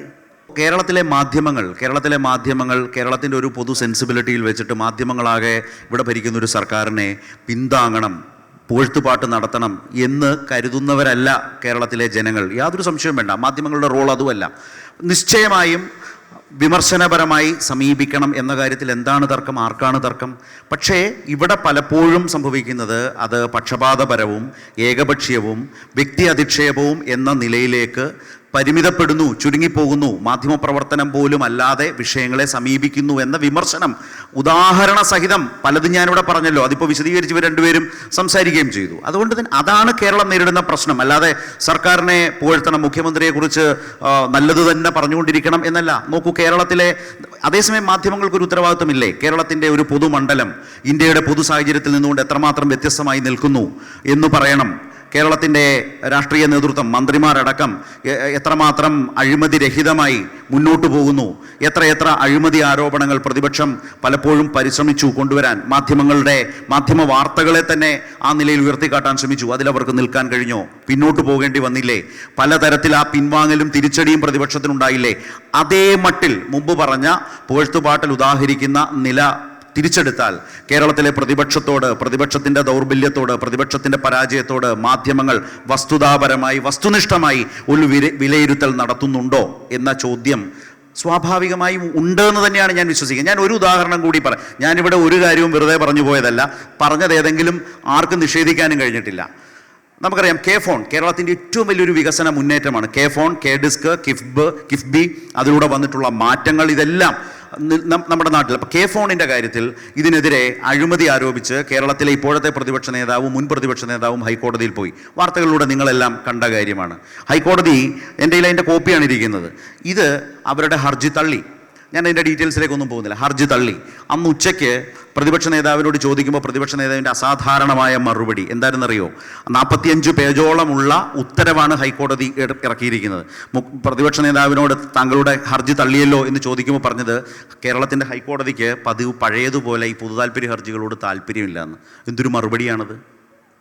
നമ്മൾ ചോദിക്കാൻ പോയാൽ നിങ്ങൾ കൈരളിയല്ലേ എന്ന് ചോദിക്കും. എന്നാൽ നമ്മളെ ആരെങ്കിലും സപ്പോർട്ട് ചെയ്തുകൊണ്ട് കണ്ടന്റിൽ നിന്ന് ചോദിക്കുമെന്ന് ചോദിച്ചാൽ പലപ്പോഴും കേരളത്തിൻ്റെ മാധ്യമ ലോകത്തുനിന്ന് ആ പിന്തുണ കിട്ടുന്നില്ല എന്ന പ്രശ്നം കൂടിയുണ്ട്. അങ്ങനെ അദ്ദേഹം നിരവധിയായ ഡോക്യുമെൻറ്റുകൾ ഹാജരാക്കി. മലയാള മനോരമയുടെ ഓൺലൈനിലും പത്രത്തിലും അടക്കം വന്ന വാർത്തകൾ തെളിവായി ചൂണ്ടിക്കാട്ടിയാണ് കേരളത്തിലെ പ്രതിപക്ഷ നേതാവ് ഈ ഹർജി ഹൈക്കോടതിയിൽ കൊടുത്ത കെ ഫോണിനെതിരെ കോടതിയുടെ നിരീക്ഷണത്തിൽ അന്വേഷണം വേണം. എത്ര ശക്തമായ ഹർജിയാണ്! ഹൈക്കോടതി അത് അലൗ ചെയ്തില്ല എന്ന് മാത്രമല്ല, നിലവിലെ ആ കോൺട്രാക്ടിംഗ് പ്രൊസീജിയറിൽ ഏതിലെങ്കിലും ഒരു വയലേഷൻ ഉള്ളതായി കരുതാനേ കഴിയുന്നില്ല. അതാണോ, അതിനുള്ള മറുപടിയാണോ പൊതുതാൽപര്യ ഹർജി പരിഗണിക്കുന്നില്ല എന്ന്? കേരളത്തിലെ മാധ്യമങ്ങൾ എത്ര സൗകര്യപൂർവ്വം അത് അങ്ങനെയാണോ താങ്കളുടെ ഉത്തരം? ശരി, മതി, സന്തോഷം. ഇങ്ങനെ ഇത് മാധ്യമപ്രവർത്തനമാണോ എന്നൊരു പ്രശ്നമുണ്ട്. ഈ തരം പ്രശ്നങ്ങൾ പക്ഷപാതപരമായി സമീപിക്കുന്നു. മറുഭാഗത്ത് കേരളം അഴിമതിരഹിതമായി കുറെ കൂടി അതിനെ വളരെ വസ്തുതാപരമായി പ്രൂവ് ചെയ്യാൻ കഴിയാത്തിടത്തോളം കാലം അങ്ങനെ തന്നെ പറയാൻ കഴിയും. കേവലം ആരോപണങ്ങളുണ്ട്, കഥയില്ലല്ലോ. എവിടെങ്കിലും അത് ഏതെങ്കിലും തരത്തിൽ പറയുന്ന ആർഗ്യുമെന്റ് മുന്നോട്ട് കൊണ്ടുപോകാൻ കഴിയാത്തിടത്തോളം കാലം അതിനൊരു എഡ്ജുണ്ട് എന്ന് പറയാൻ മാധ്യമങ്ങൾക്ക് ഉത്തരവാദിത്വമുണ്ട്. അഴിമതി കൊടികുത്തി വാണ മാഫിയ ഭരണമാണ് എന്ന് പറഞ്ഞത് കേട്ട മുൻ ഭരണകർത്താക്കളെ നമ്മുടെ മുമ്പിലുണ്ട്. ആ കാലമുണ്ട്. അതിൽ നിന്ന് എത്രയോ ഭേദമാണിത് എന്ന് പറയേണ്ടത് മാധ്യമങ്ങളുടെ ജോലിയാണ്. രാഷ്ട്രീയക്കാർ തമ്മിൽ പറയട്ടെ, പരസ്പരം പഴിചാരട്ടെ, പോര് വിളിക്കട്ടെ. പക്ഷേ മാധ്യമങ്ങൾ ഇതിനെ ഇഴകീറി പറയാനും തുറന്നു പറയാനും ശരിയായിട്ടുള്ളത് ശരിയായി ചൂണ്ടിക്കാട്ടാനും വിമർശിക്കേണ്ടത് വിമർശിക്കാനും വിമർശനത്തെ വ്യക്തി അധിക്ഷേപമാക്കി മാറ്റാതിരിക്കാനും തലയടിച്ചു പൊളിക്കണം എന്ന് ചർച്ചയിൽ വന്നിരുന്നു പറയുന്നതല്ല വിമർശനം എന്ന് തന്നെയാണ് പ്രശ്നം. നിങ്ങൾക്ക് വിമർശനമാകാം, പക്ഷേ വിമർശനം മാധ്യമപ്രവർത്തകൻ്റെയും മാധ്യമങ്ങളുടെ ഉത്തരവാദിത്വമാണ്, അവകാശമാണ്. പക്ഷേ അതിൻ്റെ പേരിൽ നമ്മുടെ സ്ഥാപിത താല്പര്യങ്ങളും വ്യക്തി അധിക്ഷേപവും നടത്താനുള്ള ഇടമായി മാധ്യമപ്രവർത്തനത്തെ മാറ്റിത്തീർത്താൽ അതിശക്തമായി ഇന്ന് സമൂഹ മാധ്യമങ്ങളുള്ള കാലമാണ്. സോഷ്യൽ ഓഡിറ്റ് ശക്തമായി നടക്കുന്നതാണ്. ശക്തമായിട്ടുണ്ടായി. ഞാനിപ്പോഴും ഓർക്കും, ഞാൻ മുമ്പൊരു ചർച്ചയിൽ പങ്കെടുത്തപ്പോൾ, ഇതുപോലൊരു പൊതു പരിപാടിയിൽ പങ്കെടുത്തപ്പോൾ കേരളത്തിലെ വളരെ ബഹുമാന്യനായിട്ടുള്ളൊരു സീനിയർ ജേർണലിസ്റ്റ് പറഞ്ഞു, ഈ കാലത്ത് മാധ്യമപ്രവർത്തനം ചെയ്യാൻ തന്നെ ഭയമാണ് സമൂഹ മാധ്യമങ്ങളാൽ എന്ന് പറയുന്ന ചിന്ത മാധ്യമപ്രവർത്തകർക്കിടയിലുണ്ട്. അപ്പോൾ അതുകൊണ്ട് ഈ വിമർശനങ്ങളുടെ പുറത്താണ് കേരളത്തിലെ മാധ്യമങ്ങൾ പോകുന്നത്. അത് സ്വയം വിമർശനപരമായി എടുക്കാൻ കഴിയണം, കുറെ കൂടി തിരുത്താൻ കഴിയണം. പക്ഷേ കഴിയാതെ വരുന്ന നിർഭാഗ്യവശാൽ മാനേജ്മെൻറ്റുകൾക്കും വലിയ തോതിൽ ഇക്കാര്യങ്ങളിൽ താല്പര്യങ്ങളുണ്ട്. അതിൻ്റെ പുറത്ത് ശമ്പളം പറ്റി ജോലി ചെയ്യുന്ന മാധ്യമപ്രവർത്തകരാണ്. ഇത് തൊഴിലിനപ്പുറം വളരെ പാഷനേറ്റായിട്ട് പലപ്പോഴും പോകാൻ കഴിയാത്ത വിധം ഒരു സാഹചര്യമുണ്ട്. അതാണ് ഈ വിമർശനങ്ങൾക്ക് ഇടവരുത്തുന്നത് എന്നുള്ളതാണ്. അതുകൊണ്ട് വളരെ ശക്തമായ വിമർശന പരിസരത്ത് നിന്നുകൊണ്ടാണ് കേരളത്തിലെ മാധ്യമ ലോകം പോകുന്നത്. അത് വെറുതെ പറഞ്ഞു പോകുന്നല്ലേ, നമ്മുടെ മുമ്പിൽ നിരവധി ഉദാഹരണങ്ങളുമുണ്ട്.